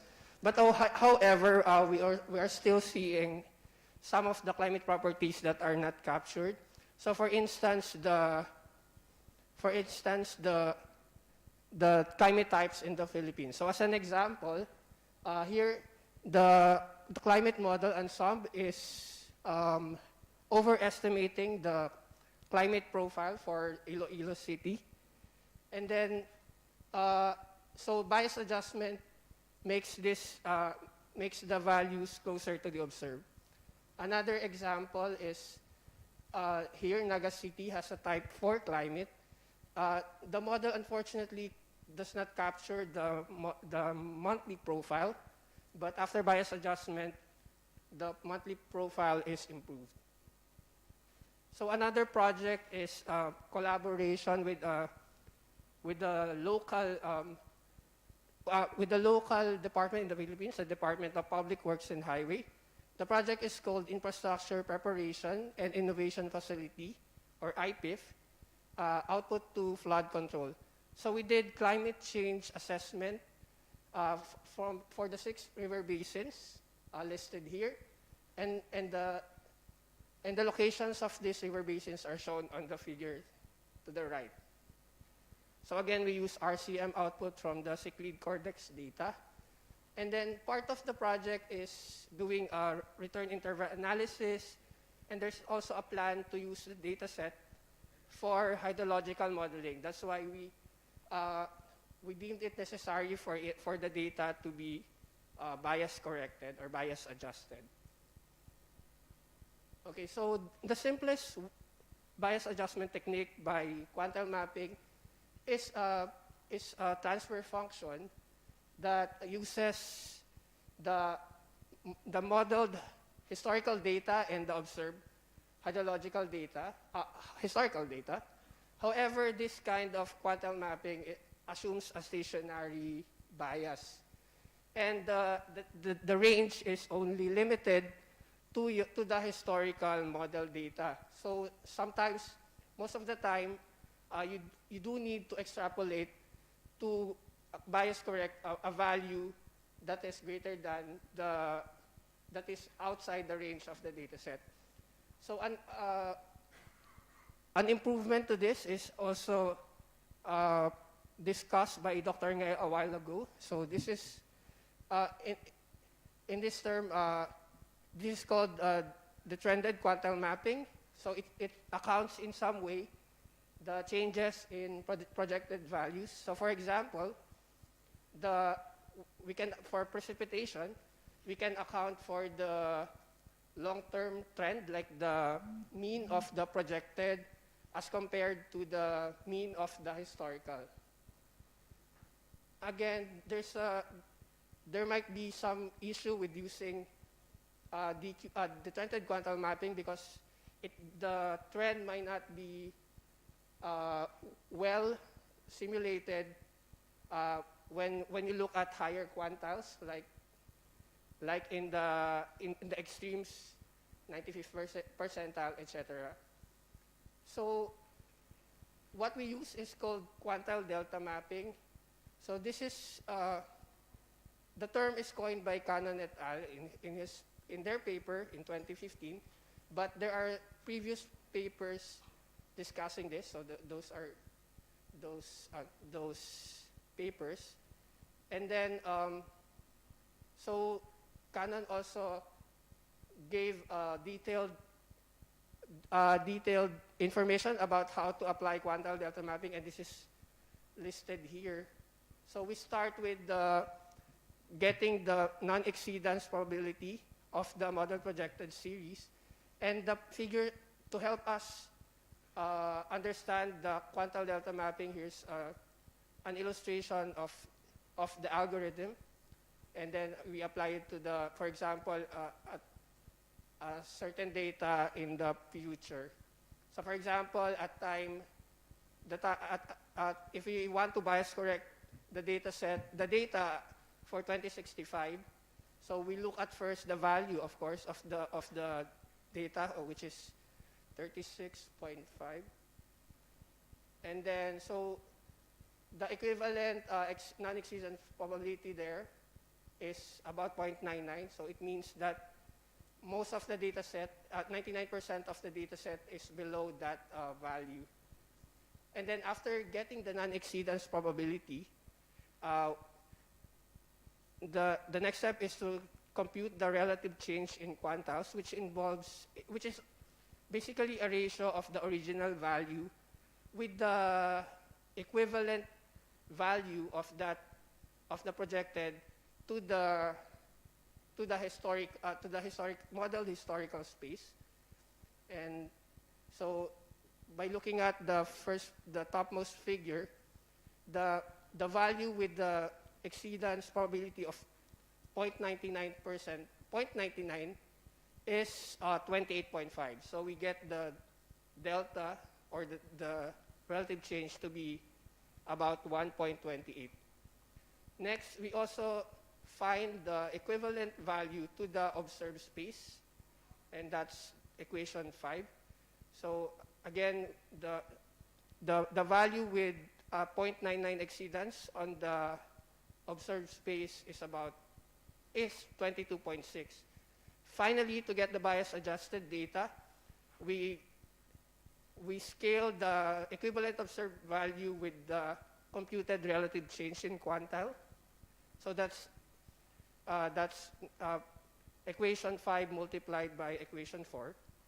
And in the example, that's 22.6 times 1.28. And the value is, the bias-adjusted value is about 28.9. So what's good with the quantile delta mapping? One, it corrects the systematic bias, which is done by other quantile mapping bias adjustment technique, but it also takes into account the relative change it tries to preserve the relative change in the, not only in the long-term trend, but the whole quantile. Okay, so just to test if the implementation is right, and also comparing the three quantile mapping algorithms, that's quantile mapping, the trended quantile mapping, quantile delta mapping. So we use a synthetic example. So in this case, rainfall is, the rainfall values are generated using gamma distribution with shape parameter k and scale parameter theta. Okay, and the figure also shows the distribution after applying these three bias correction techniques. Oh, sorry. And from this figure, what we can see is that the delta quantile mapping, the quantile mapping may overestimate the trend or may inflate the value of the long-term trend, which the DQM and QDM does not do. Or the DQM and QDM does not inflate the trend in the mean as much as what we see here for quantile mapping. And then the next figure here shows that the relative change in each quantile. And then to interpret this, the best quantile mapping technique would lie on the 1:1 line, or the 45-degree angle. So in this case, QDM, using synthetic example, the QDM preserves the relative change in each quantile perfectly, whereas the quantile mapping and quantile delta mapping may distort the model change signal, especially for lower values of quantile. Okay, so in our recent study, we applied this quantile data mapping for the whole Philippines using the Aphrodite as our observed data, and using climate data, downscale climate data from the CORDEX project. And then we applied the QDM to the daily precipitation amounts, and we impose a 30-year window wherein the 30-year window, so wherein the centered year is the year of concern, and then to preserve the seasonal trend, we also do a 3-month sliding window for the analysis. And then also we considered values below 0.1 millimeter as trace values, so they are not included in the bias adjustment technique, in the bias adjustment application, and or converted to zero values after bias adjustment. And then after bias adjustment, this is we use this data now to do climate change analysis. So some results from using the quantile delta mapping. So here is the climatological annual total for the Philippines using Aphrodite. So we see here the maximum rainfall is on the maximum rainfall is on the east of the Philippines, and also on the west side of Luzon. Without bias adjustment, unfortunately, the UNSAM model doesn't capture the spatial pattern. And please note that the color bars are scaled by 1/2, so it's really showing a wet bias all over the Philippines. And this is also shown here in the violin plot, wherein for individual models we see a lot of an error more than 100%. And then so after applying quantile delta mapping, we see that the spatial pattern is improved. We see the maximum rainfall on the east and the west side. And we see here the improvement of for each of the model. So what happens to so it is fairly similar to what happened if we look at the extreme rainfall. So the pattern is poor, and there's also an overestimation of rainfall. But after bias adjustment, we see that the spatial pattern is better or improved, but there is a slight underestimation of extreme rainfall, as we can see from the violin plots here. And so what is the effect of quantile delta of the bias correction technique in terms of the relative change? So here, this is a comparison of the percent change in rainfall for the 2050s before and after bias adjustment. So there's a slight change on some areas, especially on the western side of the Philippines, and drying looks a bit less pronounced. And so by looking at comparing the violin plots, we see that not much is changed on the distribution, which is what we want to preserve, except for EC Earth, which shows the absence of extreme rainfall. And then for HAGEM, which we see there seems to be a positive shift in the distribution. And then so in the relative change, the percent change for the extreme rainfall, we still see also sign changes, especially in the southern part. And again, and we see some areas that showing more intense increase in rainfall. So same as before, after bias adjustment, extreme values in the extreme change are the outliers are not present on after bias adjustment. So in summary, bias adjustment is an important step prior to climate change analysis. A good bias adjustment algorithm should preserve, and we think that a good bias adjustment algorithm should preserve projected trends. And so we applied quantile delta mapping to the daily precipitation output from the cyclid CORDEX data. And what we found out is that the quantile delta mapping decreases the wet bias from the historical model data and somewhat preserves the relative change with few signal changes, especially for extreme rainfall total.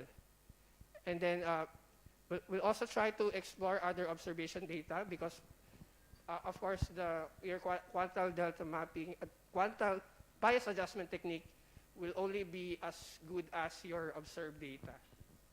And I think that's my last point. Thank you very much. All right. Maybe we have one questions from the floor. Fred. Okay. Very nice talk and very nice work. Can you show again the slide indicating the changes on the sign? Yeah, especially this one. Over the southern and western part of the Philippines, which is near Sabah there, you see clearly the change of the direction of the change for the future period. On the non-bias corrected, basically you got reduction of rainfall, right?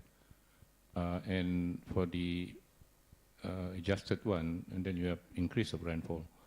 Okay. So have you investigated what actually causes it? Because I remember in my works, similar kind of thing in I think Java. Am I correct? Right? Java, yeah. So and then we dig a bit and we found out something, but I forgot what was it. So maybe you can share your experience whether you have investigated this. What is the cause of that change of signal? The other thing, of course, bias correction here dependent on the data set, that reference data set. So how good is the data from those area? Yes. So we use Aphrodite, and we think that Aphrodite has, well, it doesn't take, so it's not well performing in terms of the extremes. So that's why we see an underestimation of extreme values after bias adjustment. So that's why in the future we want to try some other observation data or probably station data that captures extreme rainfall and see if that will also translate after, or and see if that will be present after bias adjustment. In terms of study on why we see these sign changes, there's a plan to look at it, but I think we're having a problem as well with the southern part. It's really hard. The climatology on that part is still a mystery to us, and it's really worth looking at. Right. Thank you very much, Emilio.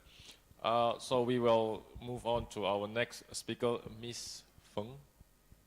Do I pronounce your name correctly? Feng. All right, Miss Feng. Okay, she will be talking about the effect of bias corrections to drought estimations.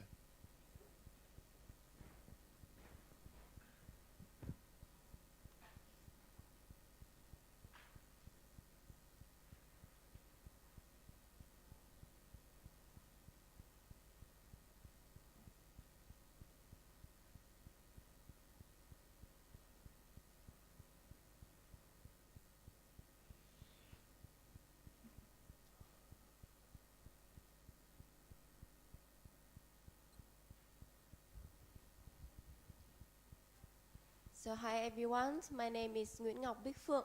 I from the Hanoi University of Science. Today I'm very happy to be here and to present with overview about the effects of the bias correction on simulation and projection of drought characteristics. So here's the outlines of my presentation.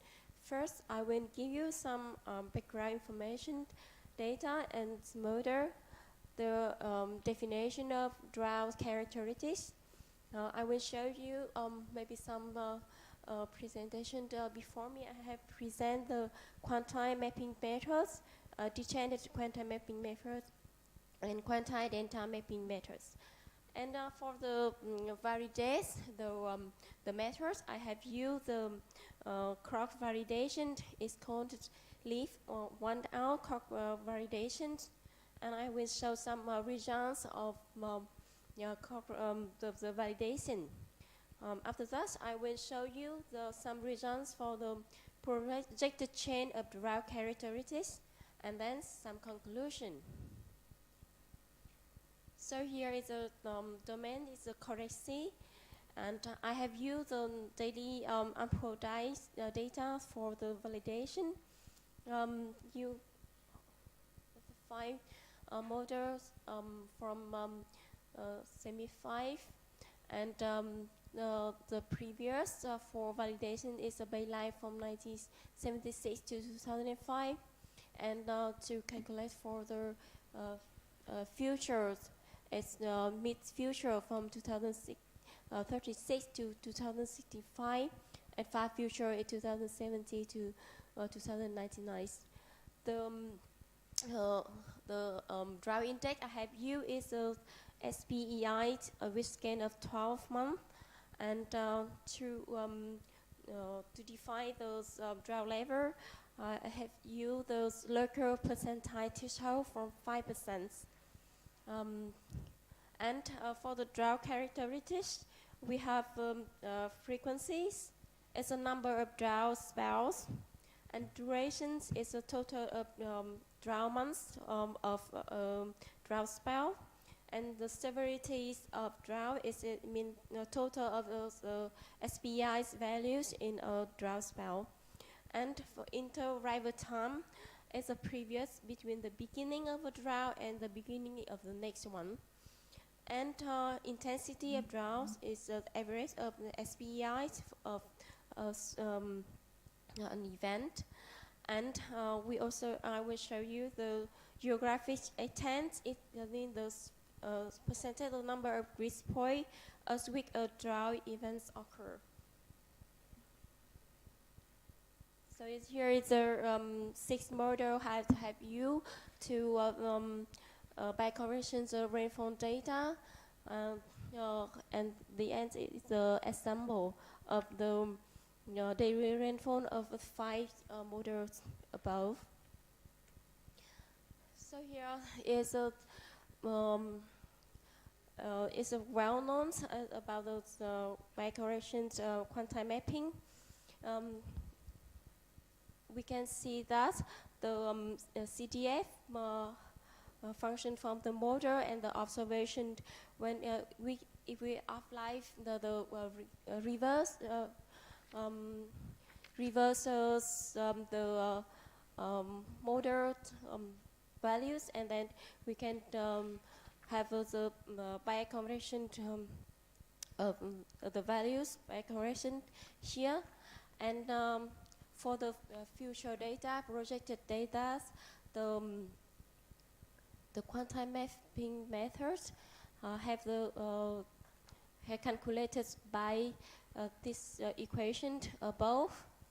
So that means that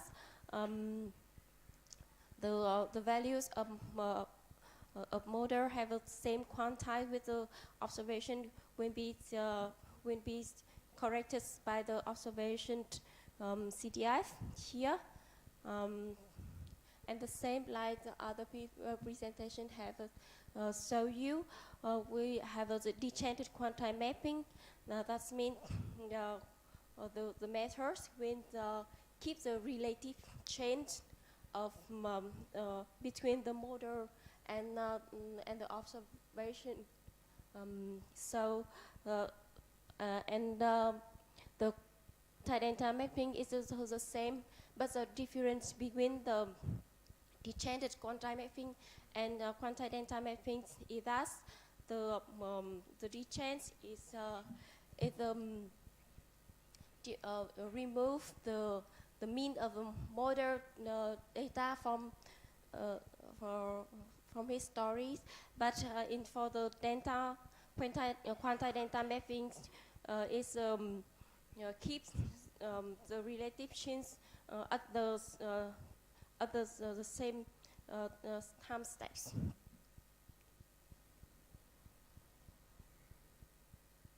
So here is some cross validations I have used to validate to test the method is good or not. So I test the bad data quantile mapping like this. first, I have a 30 years from his story, and then I just put out 1 year, and I use the 39 year to build the CTFs, and then I apply the continental mappings for the other 1 years. So I calculate to the 30 model, and then I just test the relative means absolute errors compared with those observations. So the last month I will have a delta relative mean absolute errors with those. If the delta is negative, it means the method is close to the observation dance or the original data. So I will show you some results. So here we can see the original data compared with the observation Aphrodite from 1976 to 2005. So for the total rainfall for all months, we can see that almost the model have showed the overestimates of rainfall. Here's the ECI, EI, and the GFDL is also the same, like all the model have the overestimate of rainfall. So after that, I applied those the method to crop validation, and the results has shown that the blue one mean is the delta is a minus values, and the red color is mean the it means those positive values, and the negative value means it's the adjusted bias correction is better than the original data. So here we can see that almost the region have shown the good bias correction have a good result. However, is in some areas in the mainlands, it's look in some months it have not good results. So here I show you for all the model in the all month. GFDR have not so good in some winter times.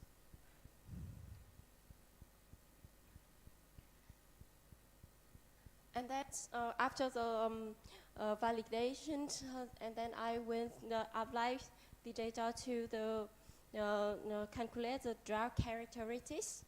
Here is the drought characteristics. I have used the ICP 4.5. In here, the left side, we can see is a delta's duration, drought duration with originals compared with the Aphrodite, and then the change in the future, mid future, and the far future. Well, with those original data, so we can see it's slightly degrees of durations. However, with the back corrections, we can see some model have degrees of drought durations, and in the ECEAs and CNARM that have look like it's significant degrees of drought durations. It's look like the same in the drought severity, zero rate, and GFDL and MPIs show a quite significant increase of drought severity. here is also for intensity. Intensity is look like increase over all the of model. And here is the results of the assembled model for the data duration, drought durations. So we can see some places increase of drought durations, and mainland and also maritime continent. It look like the same in the like drought severities, and the drought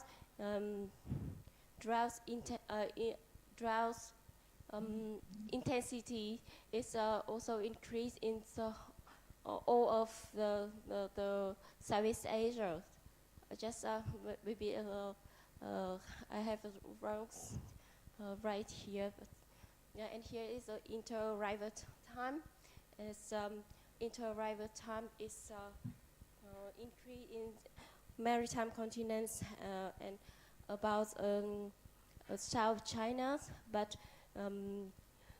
decrease in some mainland. So here is the for far futures with the SMR model for the RCM 4.5. So here is the frequencies for the mid-future and far future with the results applied for the assembled model. We also see the increase of the droughts in the mainland areas, but if for the far future is reduced, is the frequencies of droughts. Also, here is data of geographic extents. I have showed you it's for the mid-future and the far future. Yes. So as has come to the conclusions, so this study have compared the model rainfalls with observation and found the overestimation of rainfall over the Southeast Asia, and then we just apply those quantitative mapping, quantized detailed mappings, by corrections for the model rainfall data. And we also apply the by corrections with the validated by leaf 1 hour crop validations.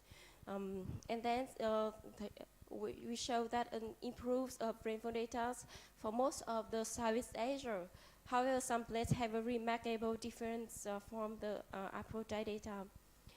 And the change of drought characteristics have also that is stronger than just using the original rainfall data.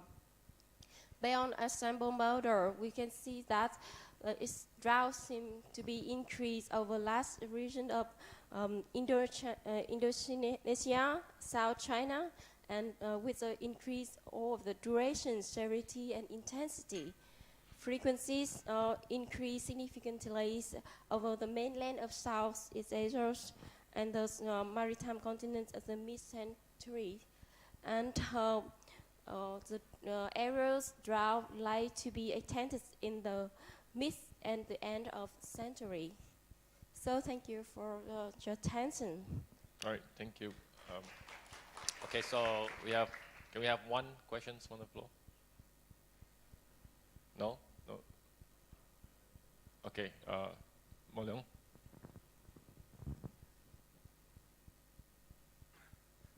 Hi, I just like wondering why you choose SPI 12. Why you choose the 12-month time scale? Like, can you please like explain a little bit or further elaborate the reason of choosing the 12 months time scale? Thanks. I choose the 12 months time scales because I want to use this, the index to calculate the drought characteristics for the future projections. So the time scale is 12 months is suitable for climates. So That's why I use this index.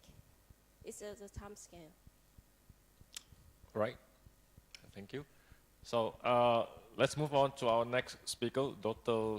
Donardi from BMKG.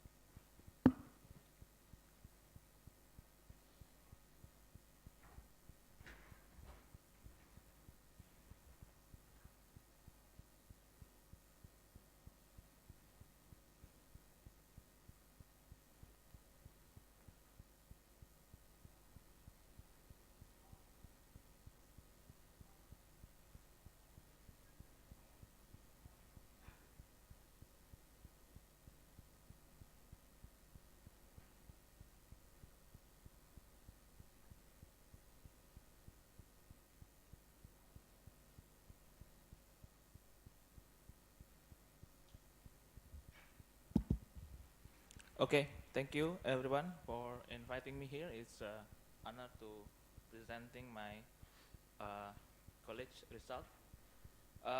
So I'm going to talk about the evaluation of rainfall bias corrected in high resolution CORDEX C, 5 kilometers over the Java Island. So previous speakers has talking about the bias correction using the 25 kilometers CORDEX data.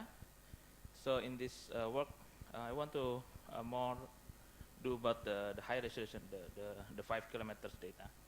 And this work basically done by my staff, Umu, Marufa, and also other college, including Pak Kadarsa and Pak Dodo as well.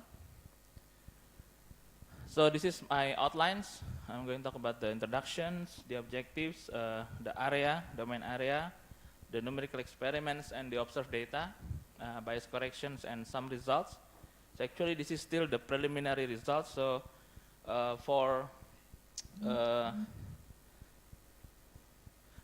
extreme index, it's not completed yet, but I will just show you some of the results that I have, and then I will going up to the conclusions.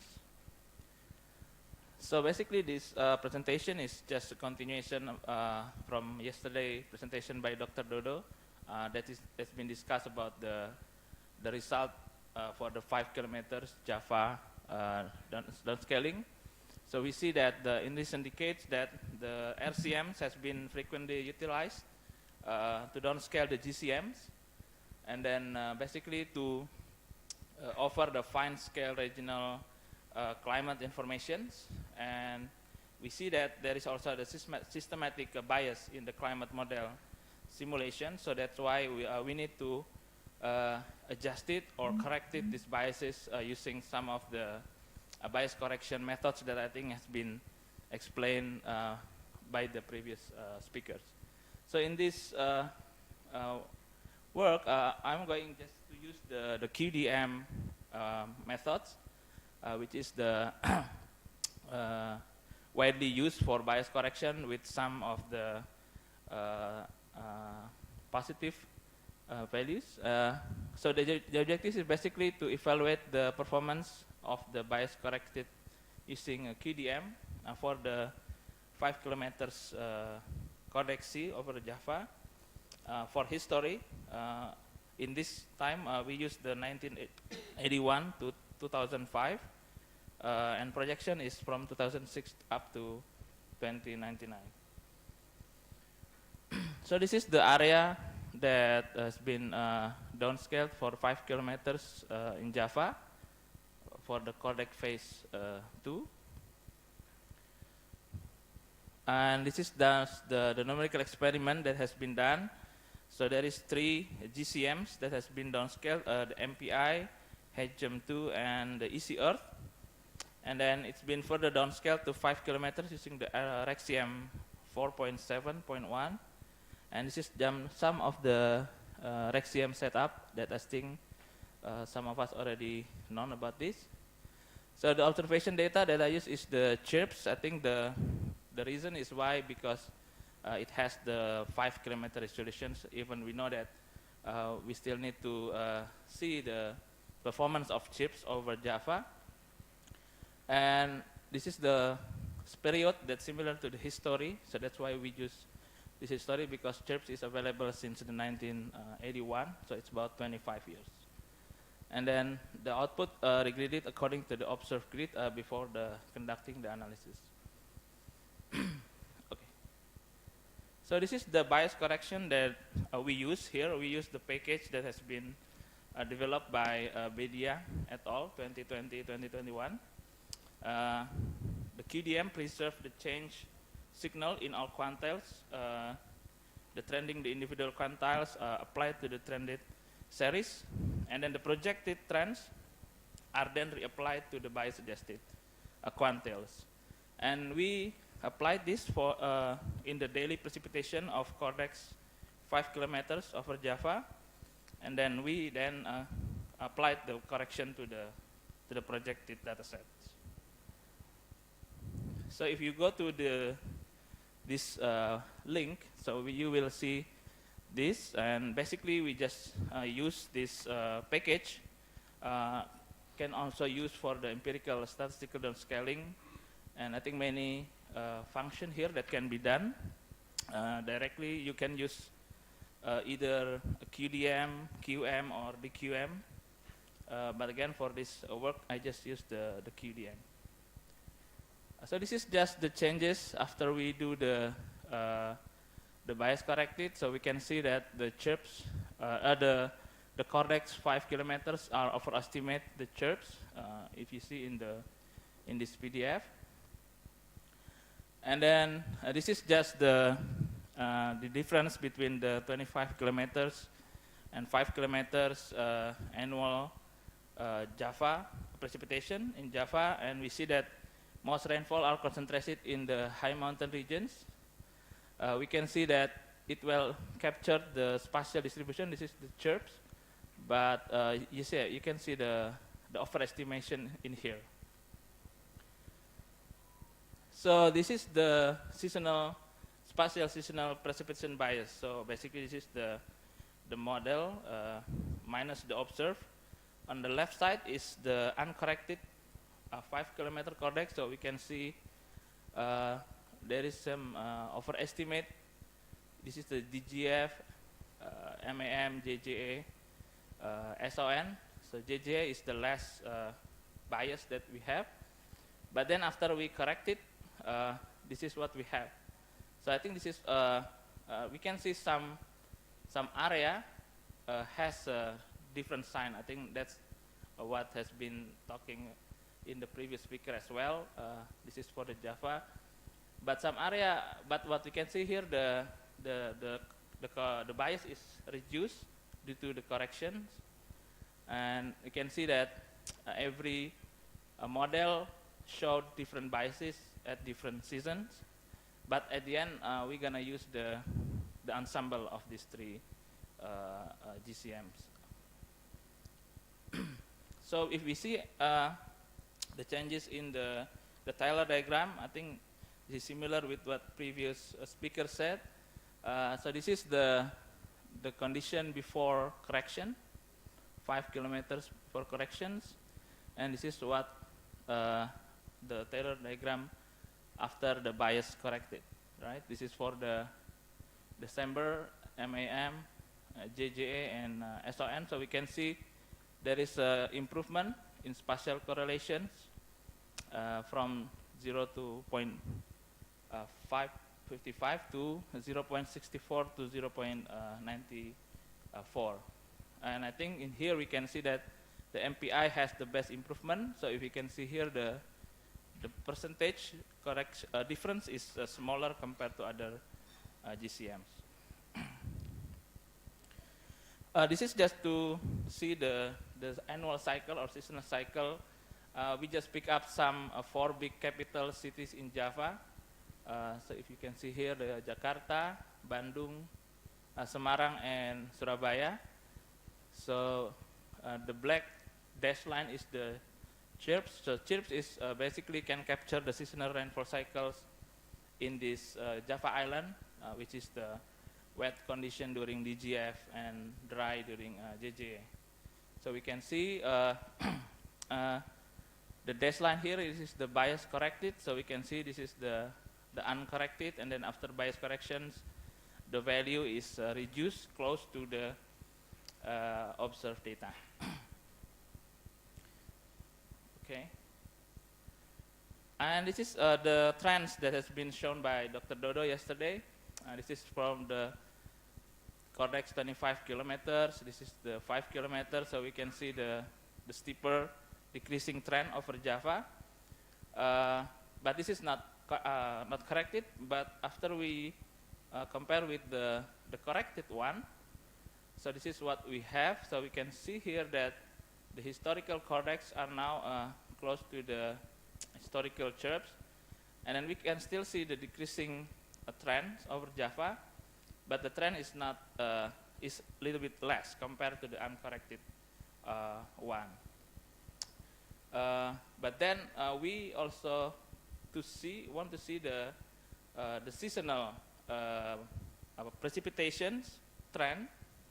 So basically, from this we divide it into different seasons. So this is what we have. This is for the DGF, MAM, JGA, and SON. So we can see here that I think the steeper one is during the SON, where we can see more high decreasing trend of precipitations. It's followed by the DGF and JGA. So we can see here the RCP 8.5 is just less steep compared to the 4.5. And interestingly, in MAM, almost there is no really decreasing trend during this season. We also see the spatial distribution after bias corrected and divided into 3 periods: the early, mid, and end of century. So we can see this is the DGF, MAM, JJA, and SON. So we can see, for example, in the early of century, there is still some part of Java that has a positive weather condition, I mean the blue color. But in the mid and the late centuries, we see that a lot of red colors here associated with the driest condition, particularly over the southern part and the western part of Java. But if you 2 minutes. Yes, okay. But if you see on MAM over the high mountains, you can see it's getting higher. So it seems like over the mountain regions, you will have the increasing trend of precipitation in the future. This is just some of the climate index that has been plotted. As I said, it's not completed yet. This is the difference, percentage difference for each season in the future for different scenarios. This is for the RX 5 days. This is for the R 20 millimeters. We still need to see the changes in these indices. Compare if there is any change compared to the 25 kilometers corrected. So this is just conclusions that I have basically that has been explained. And yeah, this is we still need to do the working on the climate extreme index. So thank you for your attention. All right, thank you very much. So it's right on time. Okay, Fred has one question. Sorry.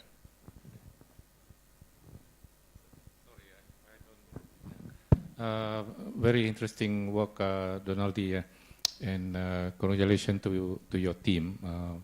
I'm happy with the progress you made on this. Okay, I think your trends for GGA and SON is very much consistent with our previous analysis and the notion that drier getting drier. So the trend for DGF and MM is not so much, right? Not much change, but it is on. But I have a question. And earlier in the PDF slide that you have, you show the chirps does not really represent well the observed. I mean the station. I think. Can you show that again? Previous one, the PDF. This one here. So obviously the chirps. Okay. This is you compare the models in the. Have you compared chirps to the station data? A plot like this, chirps station data. The reason I ask, how good is chirps? So if chirp is not so good, so how this affect the bias correction? Because chirp was used as a reference data here. I think that's a very good question. Yeah, we still have no time to compare with the observed data. We know that we have some observations, but again, in this work, we just use chirps basically just because it has the similar resolutions, like 5 kilometers. And I think Trina has also compared some of the precipitation graded data set, and I think the one that can represent a good overall Indonesia is the MS web, right? I think, but some papers also use chirps or maybe GPM or TREM. But again, I think next we will use the observation data, and I know that this bias correction will be impacted by what observation data that we use. Right. Thank you very much. We shall move on to our last speakers, Dr. Kwan from Hanoi University of Mining and Geology, Vietnam. Thanks.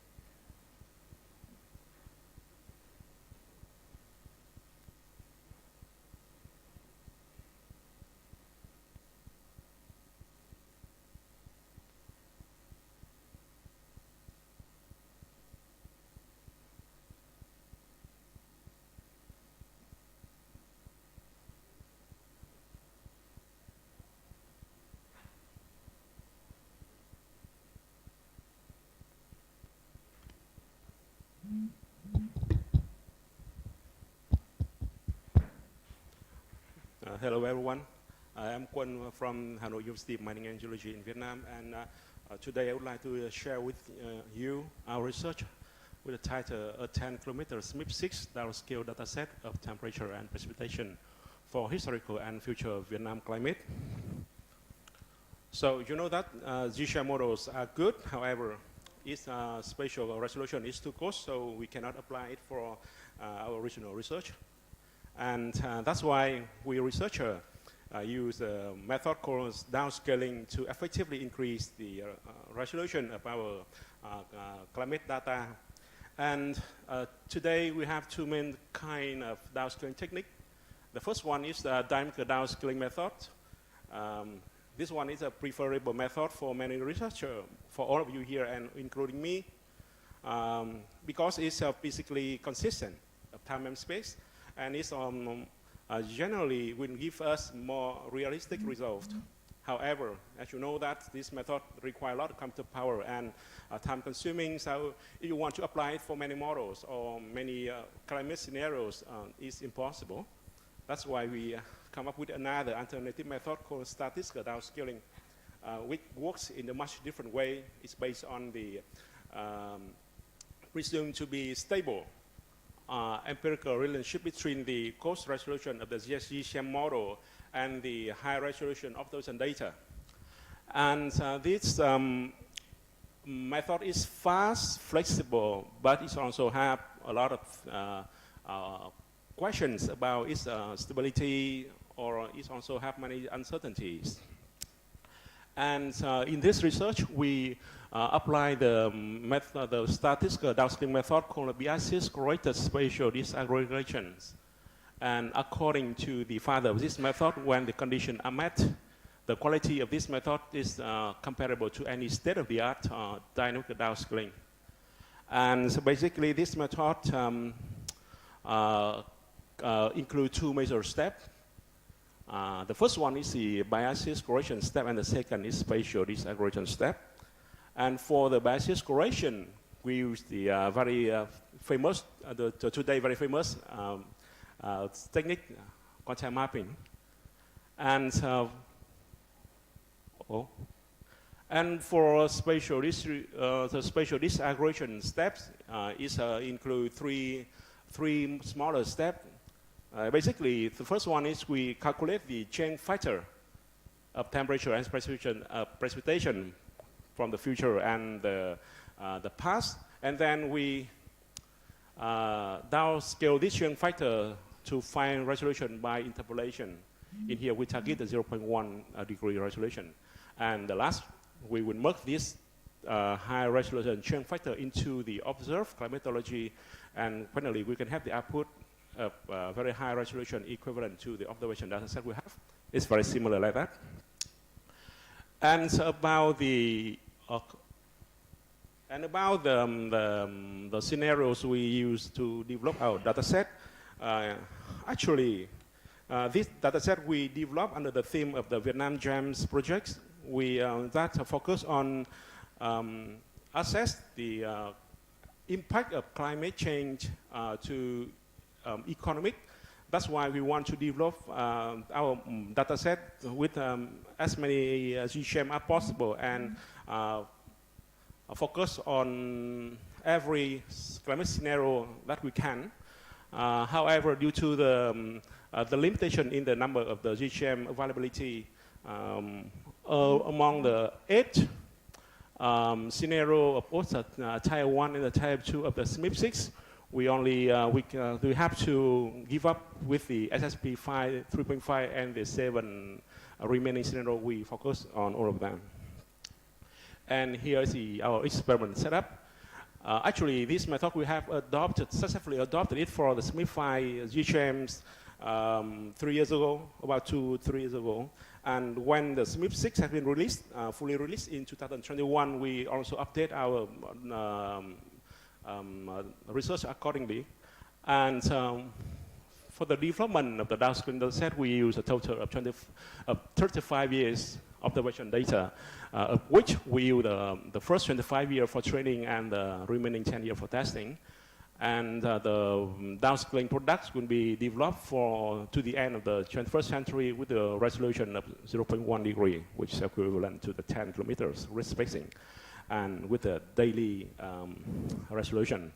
And we use the total number of the 35 GCMs with the 7 future climate scenario, which is the maybe considered the largest data set available in our country now.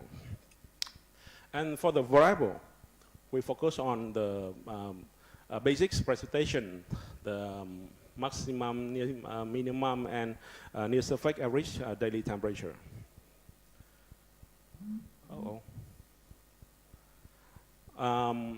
This data set we developed based on the observation data taken from the nearly 500 rain gauge in red and nearly 160 weather station for temperature data. That's scattering around the 7 climate sub-region in Vietnam.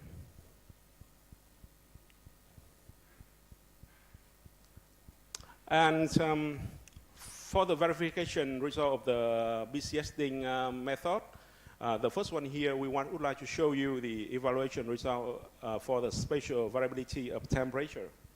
And here we compare the observation of the simulated data BCSD ensemble with observation for both the training and the testing data set.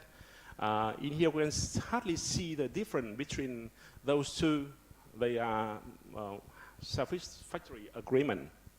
But when we look at the biases in the annual and also in seasonal variation in both training and testing data set, we can see that we still have the biases here quite low, less than 0.1 degree in the training data set and less than 0.26 in the testing data set. So we still have bias, of course, and it's distributed unevenly in space and time randomly appear among the domain. And there is the same result we made for precipitation, and also the bias strength, I think, is quite low, mostly less than 10%. In here, you can see that the BCSC downscaling method have the acceptable simulation accuracy, but we still have biases. This indicates maybe the quantum mapping bias correlation method is naturally imperfect, and maybe this method is still depend a lot on the quality of the GCM model we use. We continue with our evaluation result for temporal variability. In here, the gridded distribution of the temporal correlations of seasonal cycles between the BCSD SMIP6 for the model ensemble and observation dataset were made for the temperature and precipitation for both the training and the testing dataset here. And we also compare our method with the effortless and traditional building the interpolation or the BIP method in here. And as you can see in here, the closer or the darker saturation color here indicate the correlation coefficient closer to 1, which indicate a perfect fit. And for the BCSD method, we can see the correlation coefficient mostly higher than 0.99, which is very high. And it's also much higher than the BIP method here. That means our method here is better than ability interpolation, and it's worth our effort to develop them. And BCSD also better than BIP for both temperature and precipitation. And we continue our evaluation for temporal variability when we comparing the seasonal cycle of observed and simulated data for temperature and precipitation by BCSD and BIP for the 7 randomly selected stations that we taken randomly from the 7 subclimatic regions in Vietnam. As you can see here, on the top is the result for temperature, and beneath it is for precipitation. In here we can see that the thin and small line here is of the distribution for the individual models, and the bold line here is for the ensemble, and we all compare it with the observation data in the black line color. And we get, for all 7 stations, we can see the result, our result for temperature between the BCSD and BIP come quite close. The BCSD is still better than the BIP, but not much. All of these 2 methods for the temperature is quite good, but the BCD method really shine in precipitation when the simulated result here come very close to observation. So at this point, we can conclude that the BCD method is quite good, and we can use that for the future simulation of our future Vietnam climate. And I would like to show you some maybe basic finding of our newly developed data set for the future climate scenario in Vietnam. You know that each time the IPCC released the new or the updated data set, the reality of the world is always worse than the high gas emission scenario, always like that. So that means maybe the high gas emission scenario from SMIP6, the SSP 8.5 here, will be or maybe very close to the other future, or even less than the future condition. And that means at the end of the 21st century, maybe the average temperature in Vietnam maybe will be higher than 4 degrees, and maybe more, up to 6 degrees for the daily temperature. It will decrease a lot, which is insane. But for the precipitation, the trend is not very clear, but for the far future, we can still see some increasing trend in temperature, in precipitation. And comparing between the SMIP5 and SMIP6, we can see that the SMIP6 is likely to be more it is worse than SMIFI as at the end of the 21st century, maybe the average temperature may be 0.5 degree higher. And here I would like to give some conclusions of my research, and thank you very much for listening. Yeah. All right, we can have 2 questions. Any questions from the floor? Right, Duan.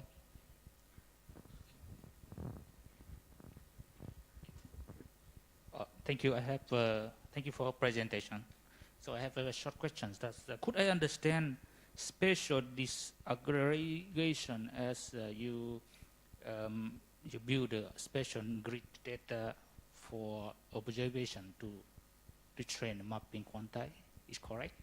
I'm so sorry, could you please repeat the question? The spatial SD spatial disaggregation. Yep.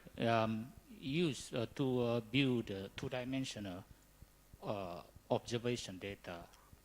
Actually, we did basis correction for monthly data, and the spatial distribution that we adopt the change factor of the monthly future monthly data into the daily resolution by merging the change factor of the coarse resolution change factor has been interpolated into the very high resolution, and we merge it back with the observation data.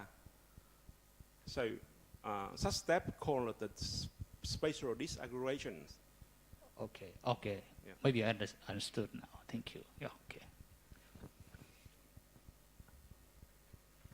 Any more other questions? No? All right. In that case, thank you very much, Dr. Kwon. So I shall, that's the end of these sessions, and I shall pass that back to our next chair, Professor Fan. So you will be chairing, right? Okay. Yeah, thank you. Now we move to another session related to another topic. I think we late about 30 minutes. So we have to finish 3 presentations. And the next presentation, I would like to invite Dr. Duan from Kesakai University to present the urban climate study within CORDEX Southeast Asia framework.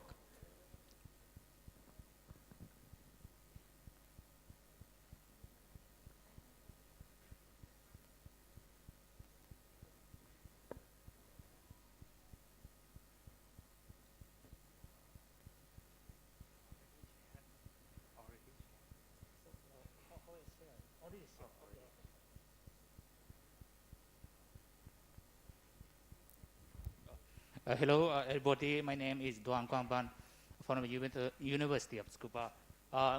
There's some misunderstood the purpose of presentation. Today I will present about my study, our study. The title is different. It's a new normal with local climate and extreme under global warming.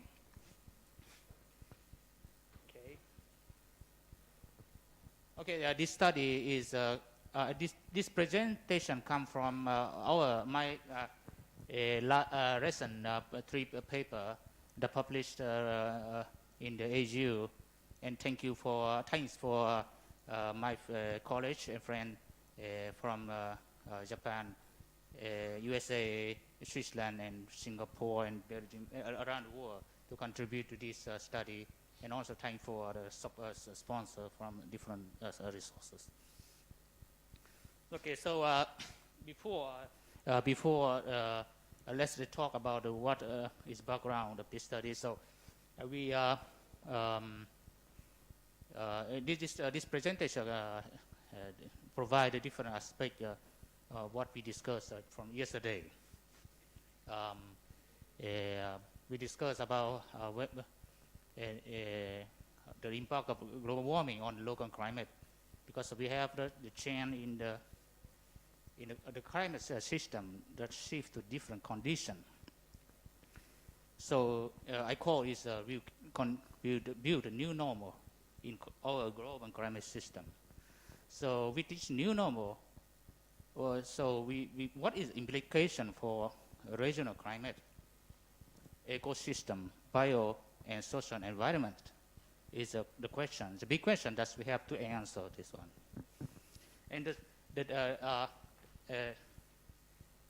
And other very important thing that we discuss about technical issue, how to predict the futures, how to create future climate information. But just information, we don't know how this information makes sense. As a climate scientist, we have to make sense the information, climate information, and to build so-called, I call it future climate knowledge, not information. So what is the future climate knowledge can be obtained is we have to understand, or we have to have a deep insight into the process. It's not just what happened, but why it happened. This is the motivation of this presentation. Okay, now let's narrow down the question and narrow down the problem. That's how I focus on urban climate. And you know that urban climate is some local climate phenomenon like urban heat island and urban wet island. That's specific condition of climate within the city and or around the cities. So the question is about related with that's what I mentioned. So for the hundreds years, we build a knowledge about urban climate. We know that urban can create urban heat island or can increase rainfall. But if the climate changes different state, let's call it new normal. So the knowledge that built based on the old normal is valid in futures or not? I think these are big questions that we have to answer. Okay. So now, to answer these questions, so to narrow more down, so I use the modeling system and focus two areas to investigate how global warming will change urban climate in the future for Tokyo in the mid-latitudes and Singapore near equators. I use the pseudo-global warming, maybe you already familiar, and run for the baseline climate and future climates using with a semi-fi scenario. An important thing to do things that we have to of course, to run is very high resolution for whole the world is very impossible. So, but we have to include the difference between geographic difference to have more robust result. Okay, this for Tokyo just showed us to run this high resolution simulation. We need high resolution input data like land use, anthropogenic heat, to have better representation of urban areas, urban effect. So because of the time limitation, I have no time to explain more. Let's go very conceptual. Does this model show the good performance over observation, both in situ data and satellite product? If I compare the probability density function, I divide it for a subspatial. I compare this is good performance, and also I compare the quantile plot. You see that's the good compared with observation, but there's overestimation of WAF when compared with CMOP data, because CMOP is quite low resolution, is this result is also reasonable. And this validation is for compare temperatures, compare daily maximum temperatures and minimum temperatures. For Tokyo have a lot of observation. For Malaysia Peninsula, I have not many, but I try to find and compare it, and a good agreement between the two data. So what I say that the model have well captured both temperatures, rainfalls, and now we will discuss how it change in future. It's not easy to follow in the short time. Let's say that we have a substantial chance of rainfall in the future. This first. The second, we have the chance is not different, not uniform with different type of rainfall. If you see here, let's say cold is extreme get more extreme. Don't think this similar with wet get more wet or dry get more dry. That's basically focus on the area. Here I focus on the rainfall, hourly rainfall. It sounds similar but different. So in the future we will have hourly rainfall will become more, the extreme one become more extreme one if we project the change to so-called classic crop pattern scaling. It means that with 1 degree warming, we have a 7% expected rainfall increase. So if you see that there are two things in this stuff, we have extreme get more extreme that's consistent between the Tokyo and Singapore area, and also we have the others. Tokyo have CCA greater than 3, but Singapore just about 1. I mean the mid-large area will strong much response more strong to the global warming. So the question is why? Because no time will not go to deep. Let's very simple conclusion is that because we have convection, if you look at us, the which convection in future will be suppressed because of higher stratification in atmosphere in futures. It's why so it's the weak one is suppressed for strong one to build up and grow, and so in futures the weak one will not survive, just strong one survival and become the strong. Rainfall is this finding of this study that we need to discuss more about this. The second thing, okay, this one is let's go very quickly. The second thing that urban footprint is disappear in future. It's also very significant finding in this study. The first in the world that tell this one. It means that the logic built on all normal will be not valid in the future.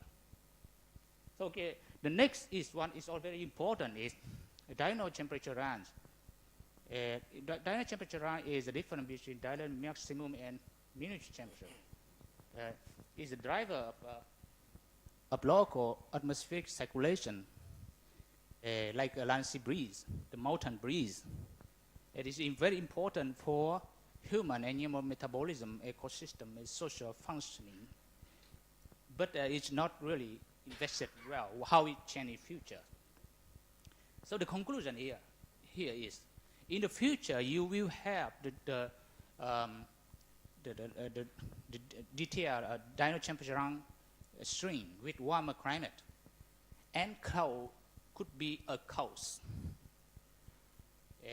So the result more in more detail, we found that in the Tokyo region, you have a reduction of detailed about minus 0.1 degree.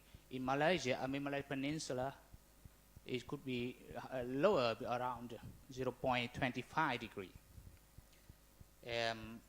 We have the significant, obvious signal of different chain in the dino maximum and dino minimum temperature. So what is the reason behind such asymmetry? So here we found that a cloud could be the reason. In the future, we have more moisture over the atmosphere, and we found that cloud is increased very significantly, and this increased cloud will reduce incoming shortwave radiation during the daytime, yes, and thus causing underwarming of daily maximum temperatures. So if you have underwarming daily maximum temperature compared with the daily minimum temperature, so we have shrinking DTR in the futures. Okay, so key point here is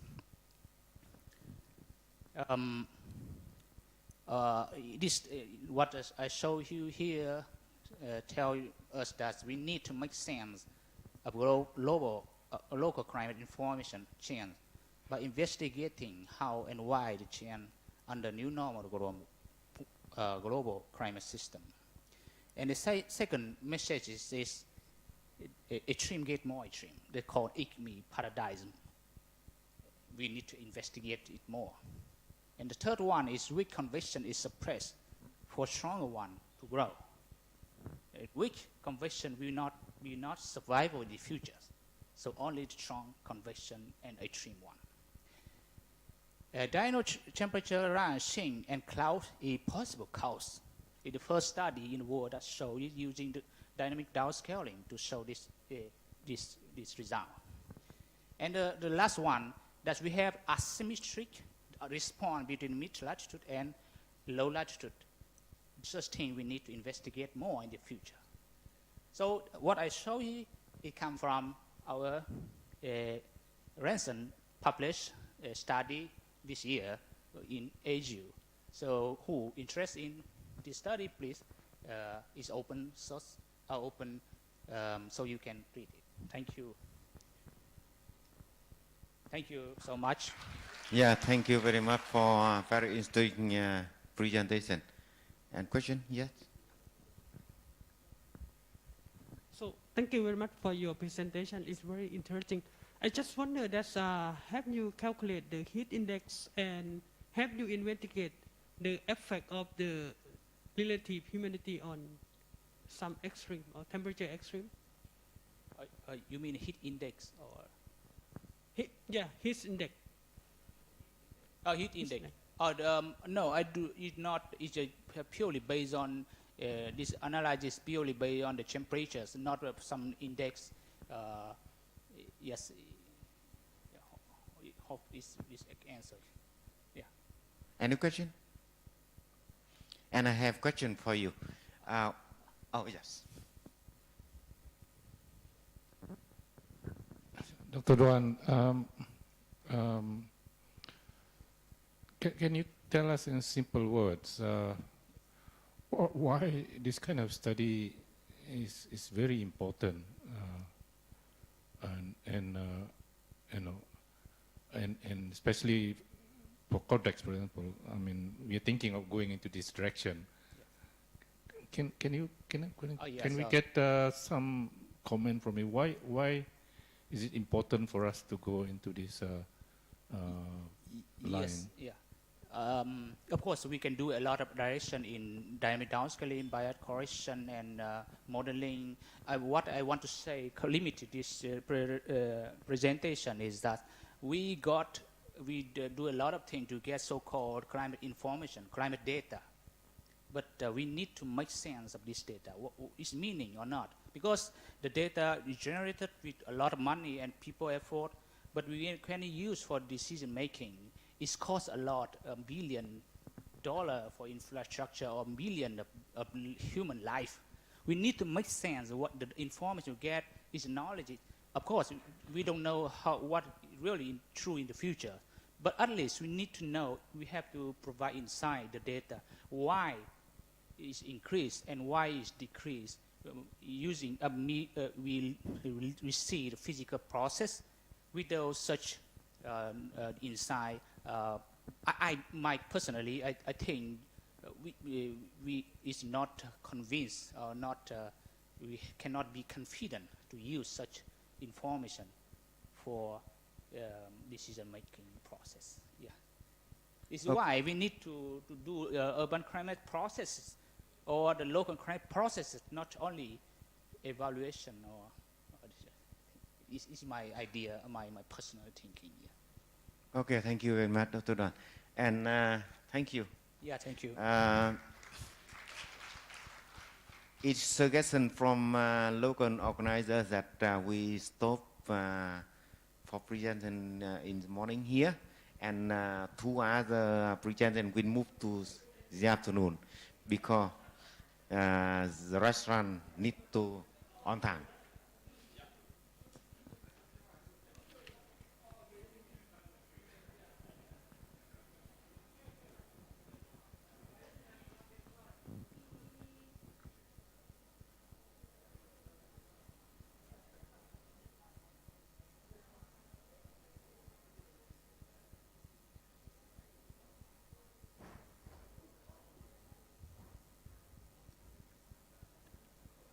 You also have to talk to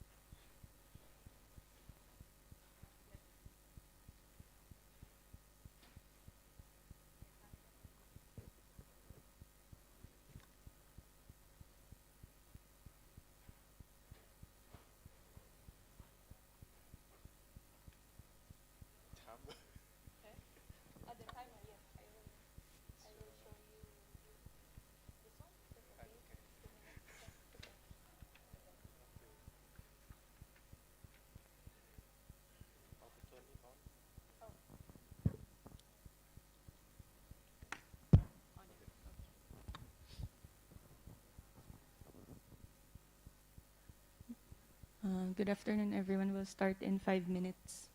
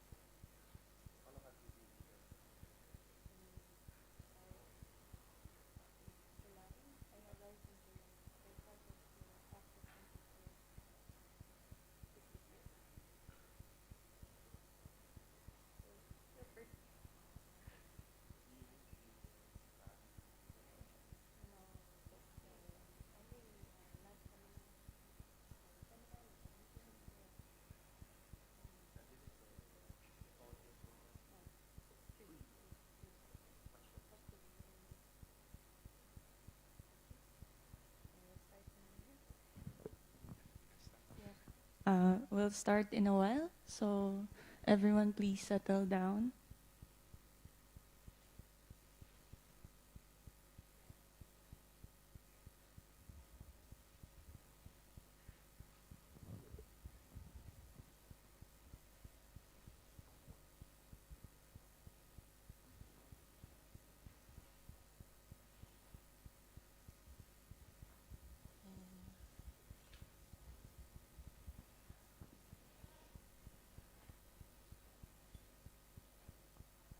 Okay, I think we can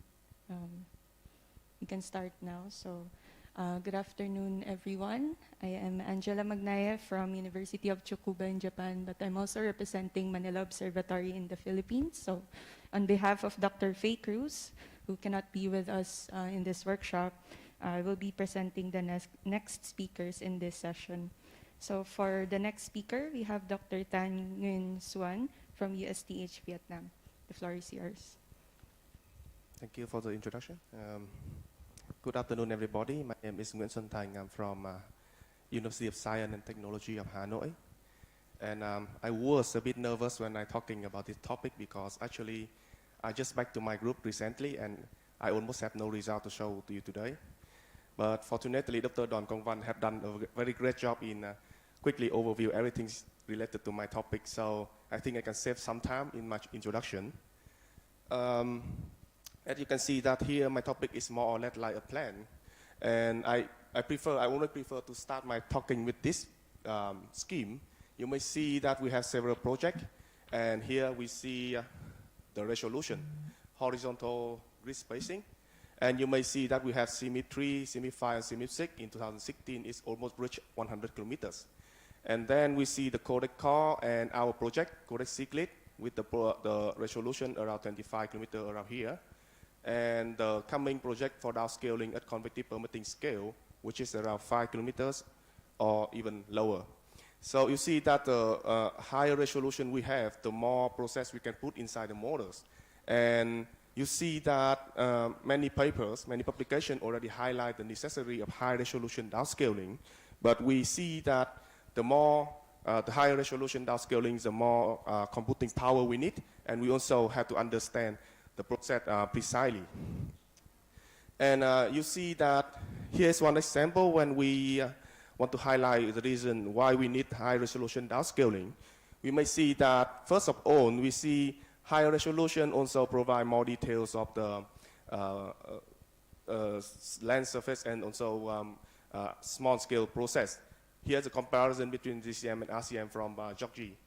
And you may see also here the change of the signals. So from GCM downscaling, we see the future change may be opposite with the result provided by the regional downscaling.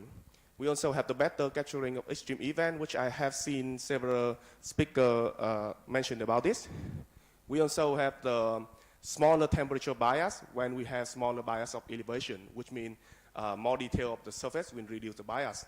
And even with the 5 kilometer downscaling, if we interpolate the result into different lower resolution, you still can have some added value in the tails of the event. Here should be extreme events, which mean even the 5 kilometer downscaling, when we interpolate to lower resolution, you still can have some benefits from the high resolution downscaling.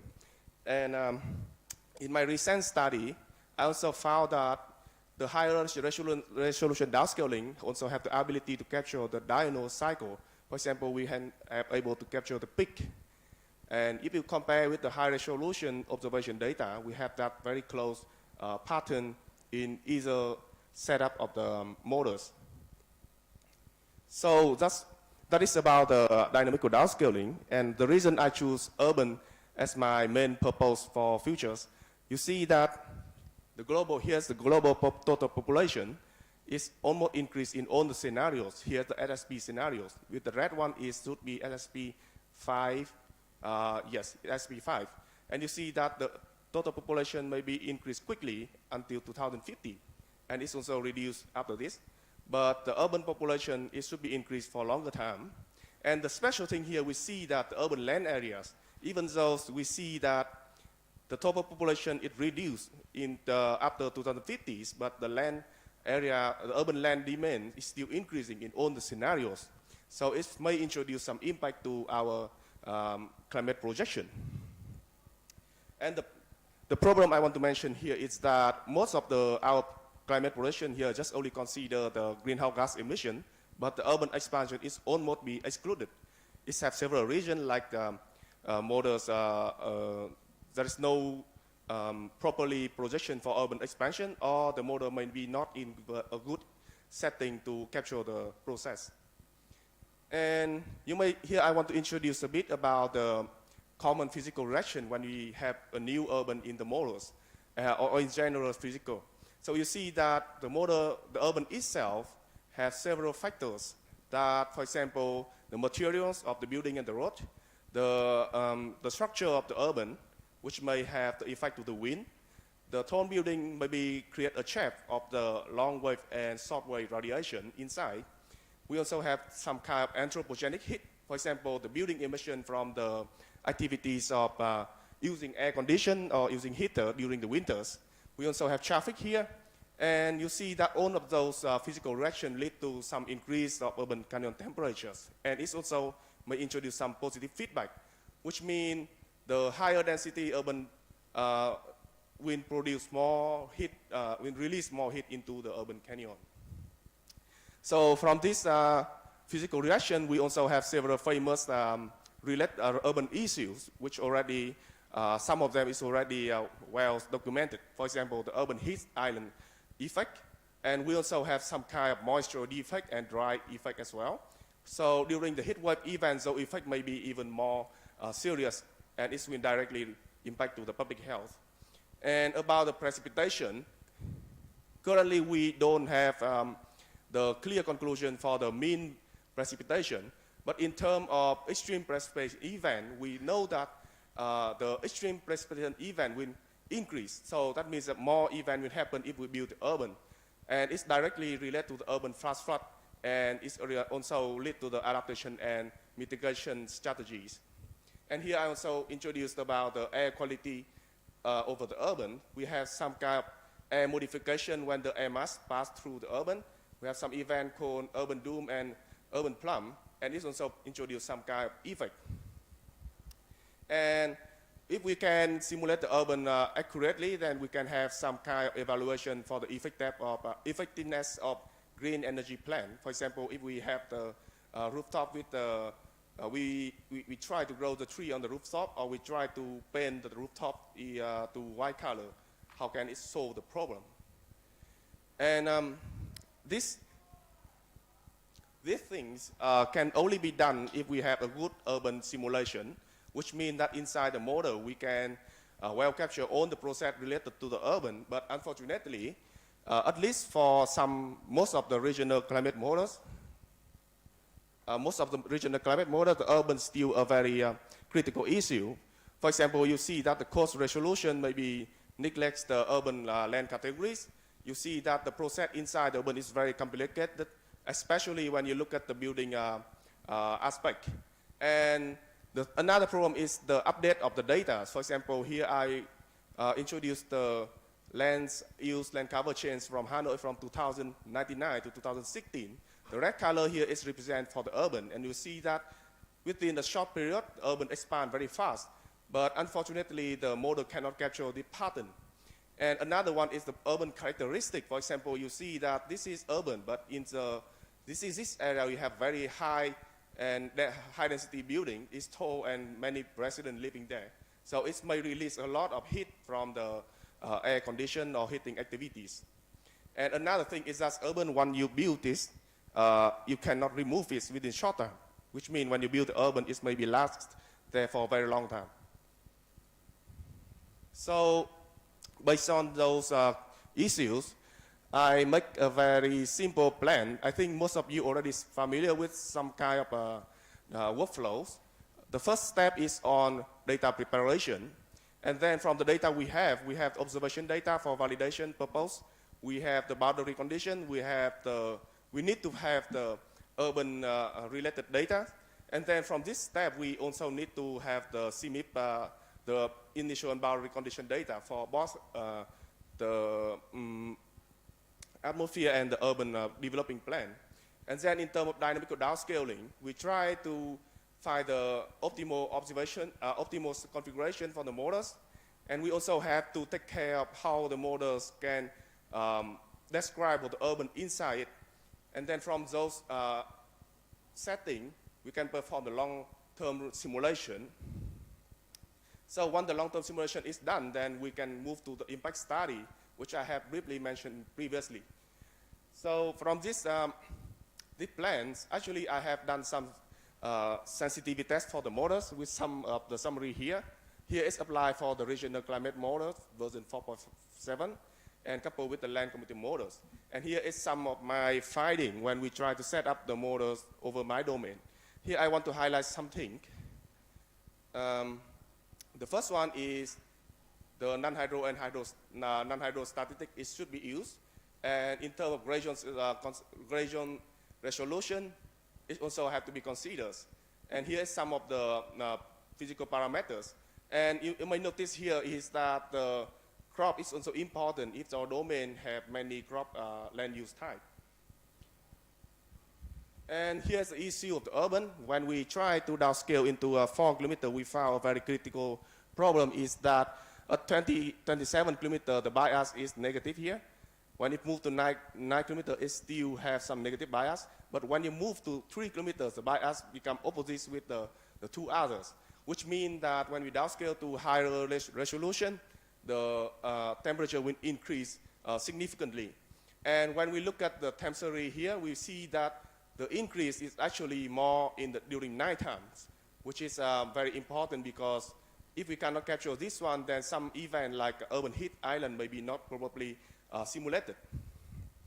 And when I investigate the model code of RegCM4, I found that RegCM currently set up a threshold to prevent the model to over simulated urban. When I say over simulated simulation urban, which means that the urban density here, if you have more than 40%, the model only simulate the urban area with density more than 40%, and on the yellow color, which lower than 40%, they will ignore. So only very high density will be simulated in RegCM.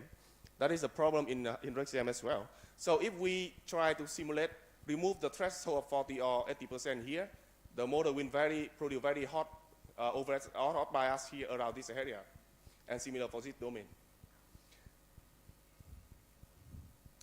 And the issue of the urban may be related to several factors. For example, the building energy model in the urban is excluded. In RegCM, in version 4.7, or previously, we don't have this model inside the model, inside the RegCM. And the data is kept from 2010, which means that we don't have any update from the urban changing for this period. And another one is the characteristic of the urban. So you may see that, for example, Russia and China here, the whole country share the same information of urban characteristic. So this is the issue. So to solve these two issues, I have contacted the developer of the urban scheme in RegCM, and they are willing to share with us the very updated data for this urban characteristic and distribution, but it's still not good enough. And so we move to the idea that we try to improve the thing here, the building energy model in the urban. So I just simply try to incorporate the building energy model here, and it's try to improve the simulation of building heat release from the building inside the motors. And this already, this kind of study already shows some advantage signals in improving the results of the simulation. And then currently in my plan, the input data is also important. So I have very nice colleagues here, Dr. Trần Anh Quân, who very willing to provide me the realistic urban data over Vietnam. And Dr. Nguyễn Duy Tùng also very nicely helped me in manage those data together. And another thing is the model selection. I have heard that RegCM5 is coming, and based on my quick check yesterday, Graziano, I think most of you know him. He is just updated something 3 hours ago at the moment I checked. So I believe that the new dynamic core in RegCM5 will be released soon. And they expected that the model simulation may be around 3 to 5 times faster. And we cannot forget Dr. John McGraw. I think he's not here. The CCAM model is also a very nice one. And it's very famous for the fast performance speed due to some reason. So I think these two models is very promising for my project. And yeah, yes, I just want to back to my plan. And I think I stop my talk about here. Thank you for listening. Thank you, Dr. Tan. Any questions? Okay, if there are no questions, Still digesting. I have a question. So what do you think is the most challenging part in the modeling system that you would like to propose?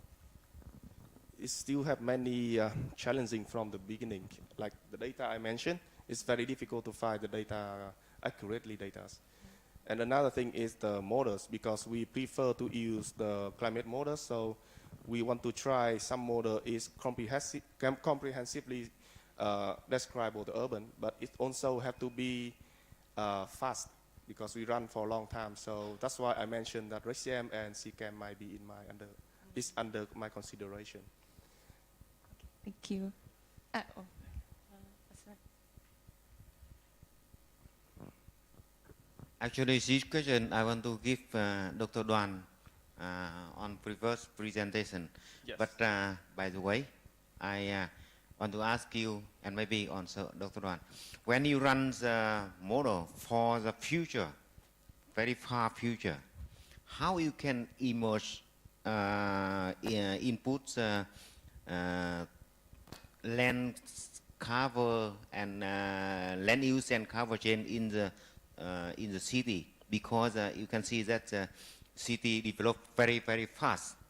So maybe the high building, maybe more, and maybe some chain as other things. So in the future, how to can? Actually, a few years ago, I think 2016, Dr. Van already make one future projection for urban in Hanoi.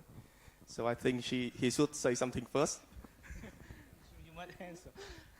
I think the problem here is how to first create the future urban scenario, urban land use, how they use energy, and we translate such a chain in social, economic factor to the chain in the physical land use, land cover chains, and how and the anthropogenic heat release. And the two factors one more depend on the model we use. We just combine to the downscaling model. It is what I did, and what you. I maybe did something similar, but in my case, actually I think that the most important thing we want to add in the model is how much anthropogenic heat flux will be released from the urbans. So I have done one test when we try to use the simulation based on the increase of population, because the more population inside the urban, the more anthropogenic heat release. But it cannot be accurately like in spatial or timing. So everything is like the estimation. And as Dr. Chen Neng-Kwon have mentioned that maybe we can also base on some national plan as well. Okay, sorry, due to the interest of time, we cannot entertain any more questions. So thank you again, Dr. Tan. We'll move on to the next speaker. So the next speaker is Dr. Luo Xiang Zhong from National University of Singapore. For the other questions, please talk directly to Dr. Tan. Thank you.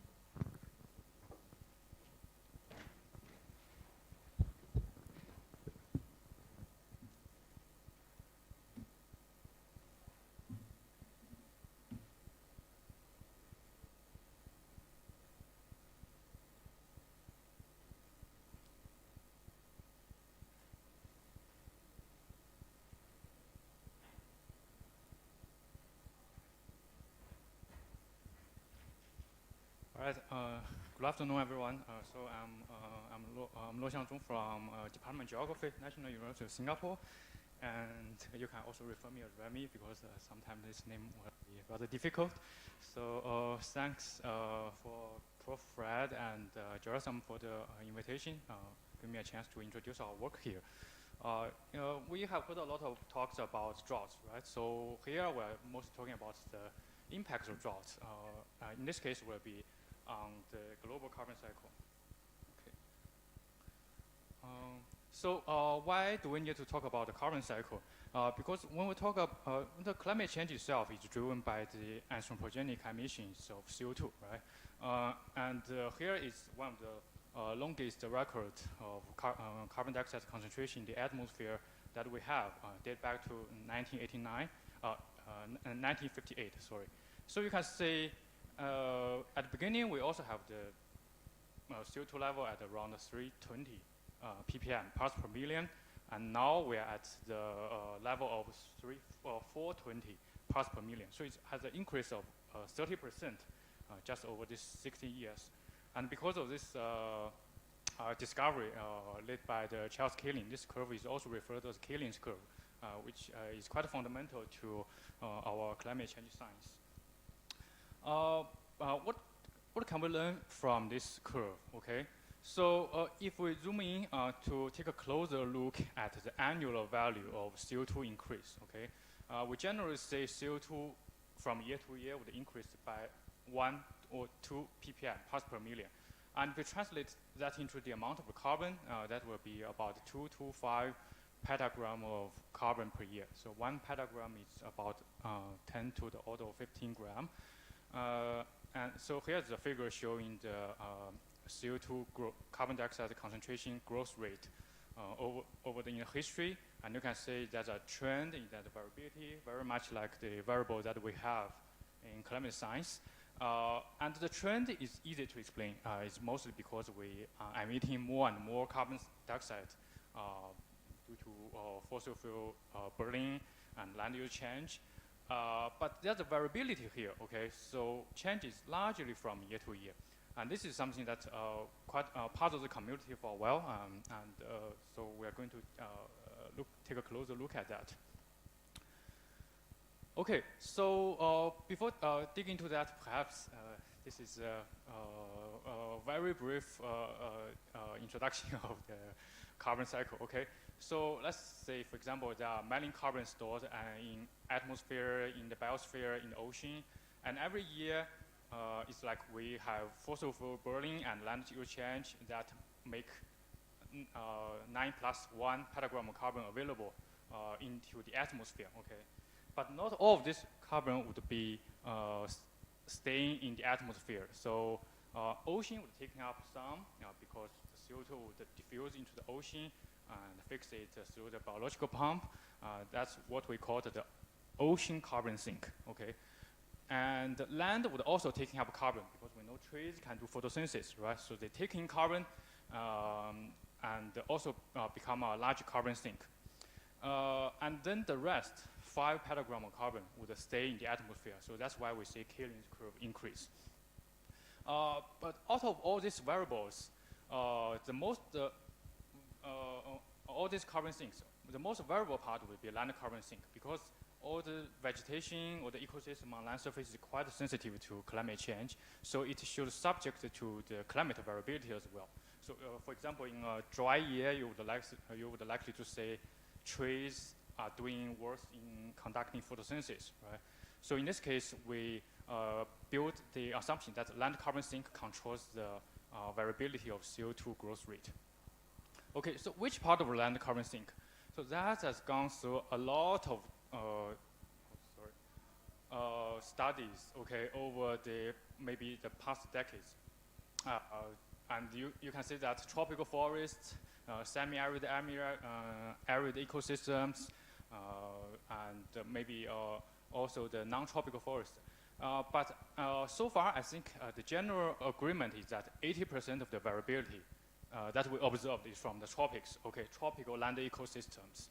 So that gives us the idea that the tropics is important part of land carbon sink, and land carbon sink controls the CO2 growth rate in the atmosphere. So that makes it interesting because it means that we can build some links. Build some links between the tropical temperature and global carbon dioxide growth rate, which is shown in the first figure, where you see the mean annual temperature for the tropics, and the red line shows the CGR, the carbon dioxide growth rate, okay? And you can see this generally agree with each other, where there's a peak in temperature, there's an increase in temperature, we see that increasing in the CGR rate, okay? And then you build a correlation between these two. And you do find that there's a strong correlation between tropical temperature and the global CO2 growth rate. So that's what we call the temperature sensitivity of the global carbon cycle, okay? So the slope here indicates the sensitivity. But I guess you guys can see it. Like, if we take a look at the different time, okay? For example, if you compare 1916 to 1979 against the past 20 years, you'll see the temperature sensitivity actually changes over time. So this is one study conducted in 2014 showing there's an increase in the temperature sensitivity of global carbon cycle. Here you see the panel C that we show here, where the y-axis indicates the temperature sensitivity, essentially the slope shown here. Okay, so use 20 years moon window to calculate the temperature sensitivity of every 20 years. And you can see that the carbon, the sensitivity increases from 2 point something to 5 point something over time.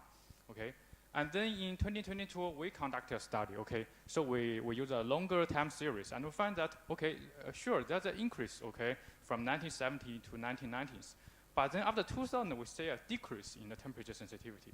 So that's very intriguing because at global scale we see this kind of changes in temperature sensitive global carbon cycle, but we don't know why. So to answer this why, we can perhaps start from the statistics. Okay. So if we think about why there's a change in the trend in the first figure, we would also often think, okay, maybe there's a changes in the variability of temperature on the x-axis, or maybe the variability changing in the CGR on the y-axis. Okay.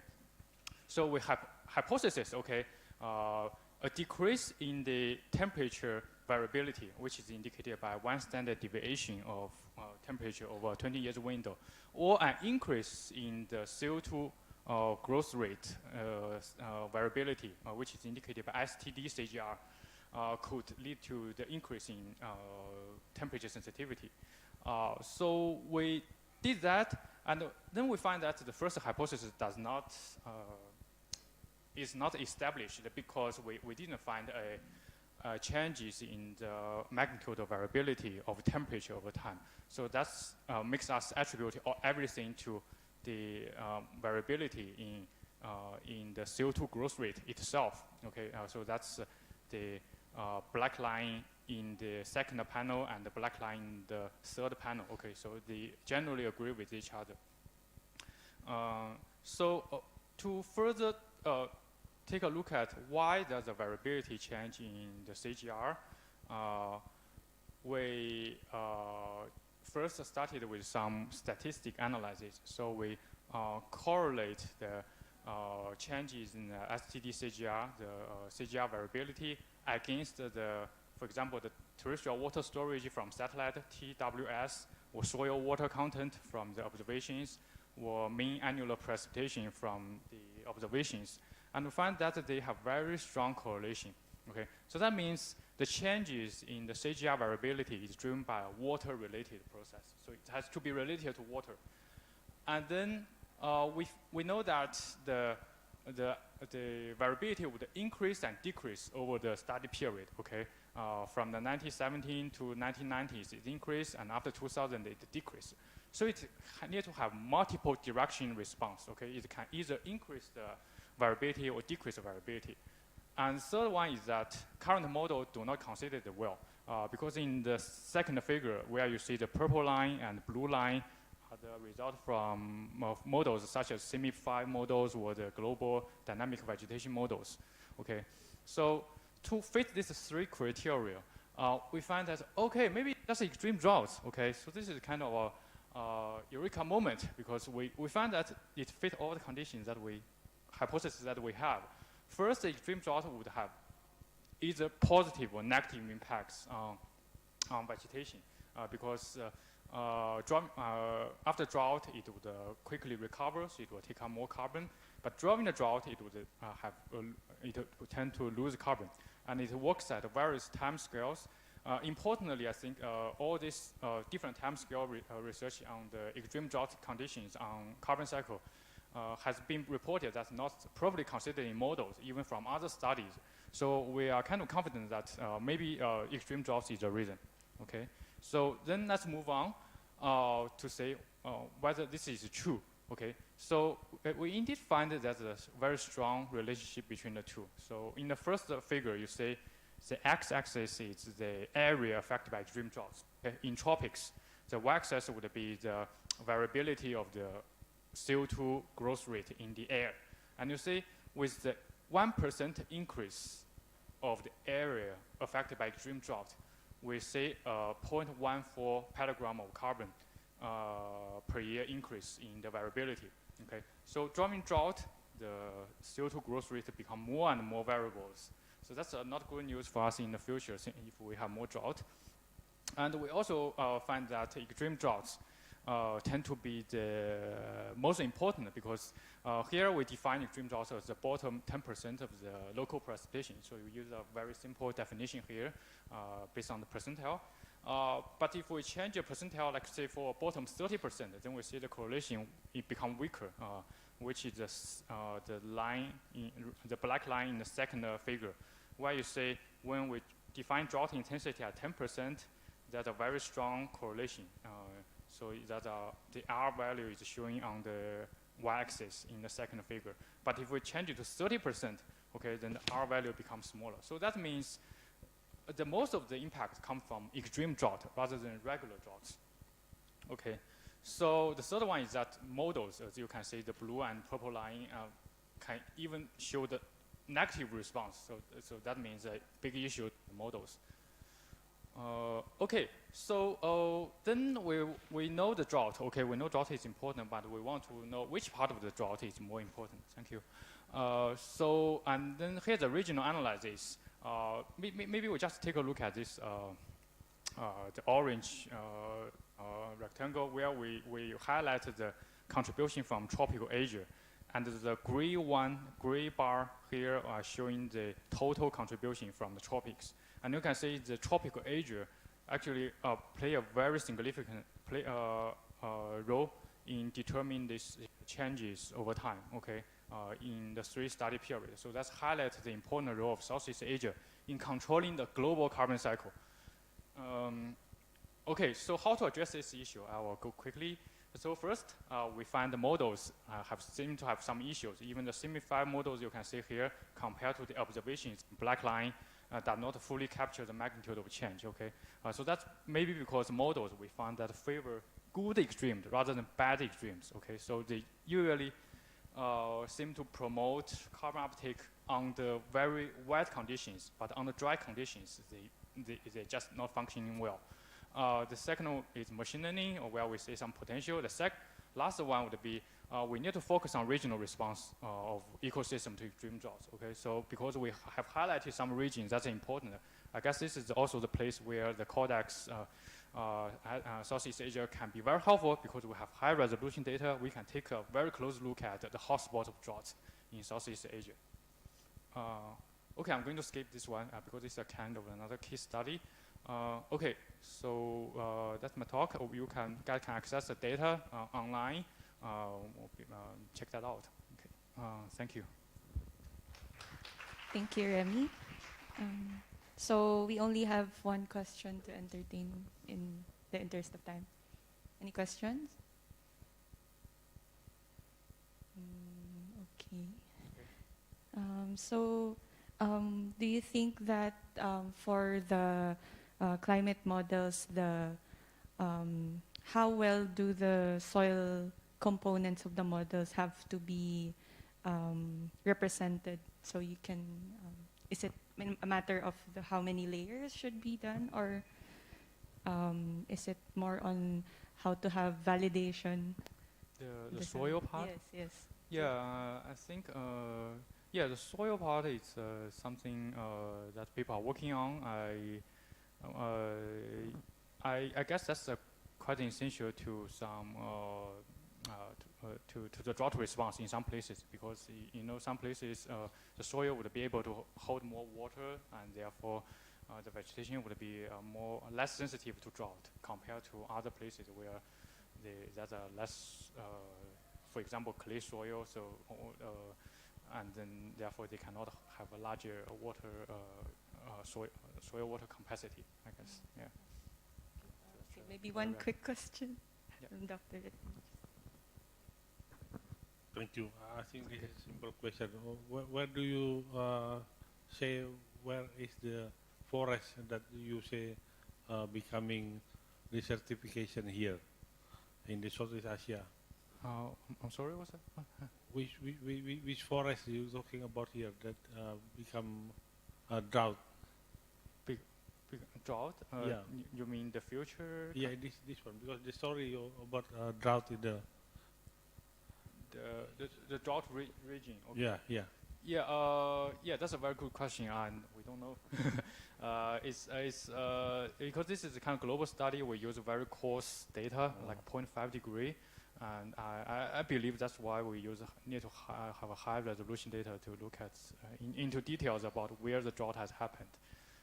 Because this is also a long-term study, and we generally consider the probability of drought over time, and rather than certain locations, whether they have drought in this year or that year. So it's But slightly different. in your title, you mentioned about location, right?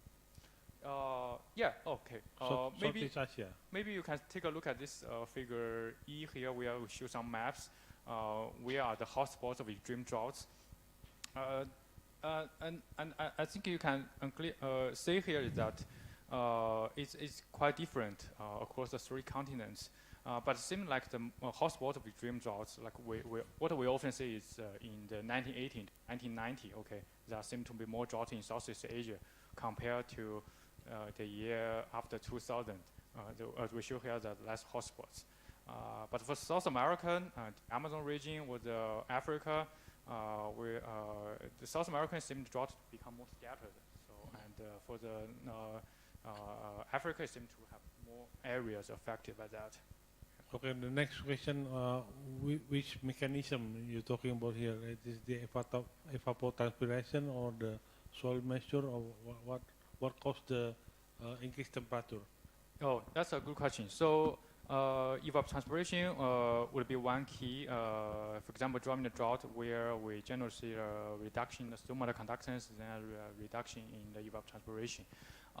But here, I guess most models have considered this kind of process.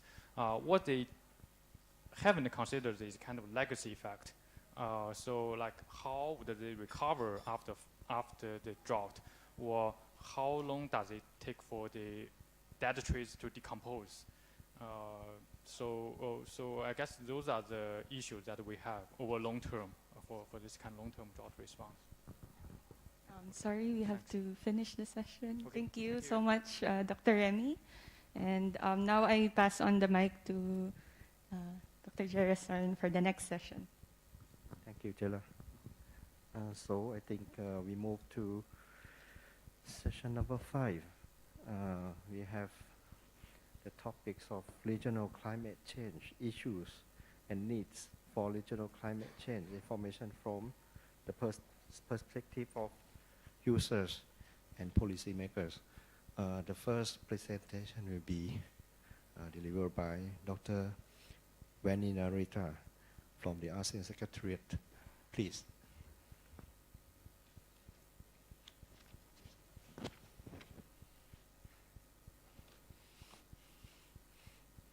I have been told by the hotel that this room will have another event at around 6 o'clock.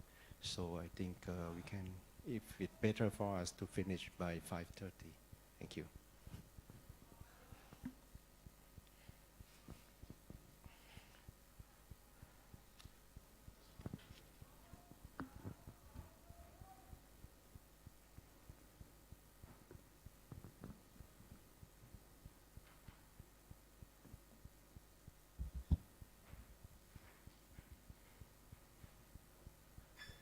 So thank you very much for the invitation once again to the CORDEX Southeast Asia. I'm representing the ASEAN Secretariat, and the title for today's talk is the ASEAN Science, Technology and Innovation Initiatives in Climate Change.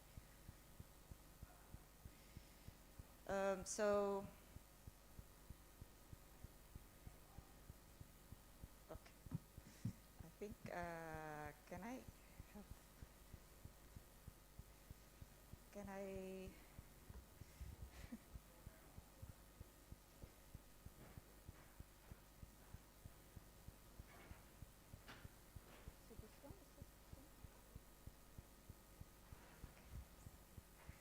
Sorry about that. I'll go faster. So I will skip the introduction to ASEAN and Committee on Science, Technology and Innovation, but in case you need some information, please feel free to take a look.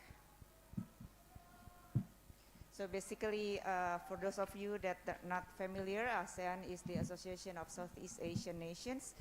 It consists of 10 ASEAN member states. And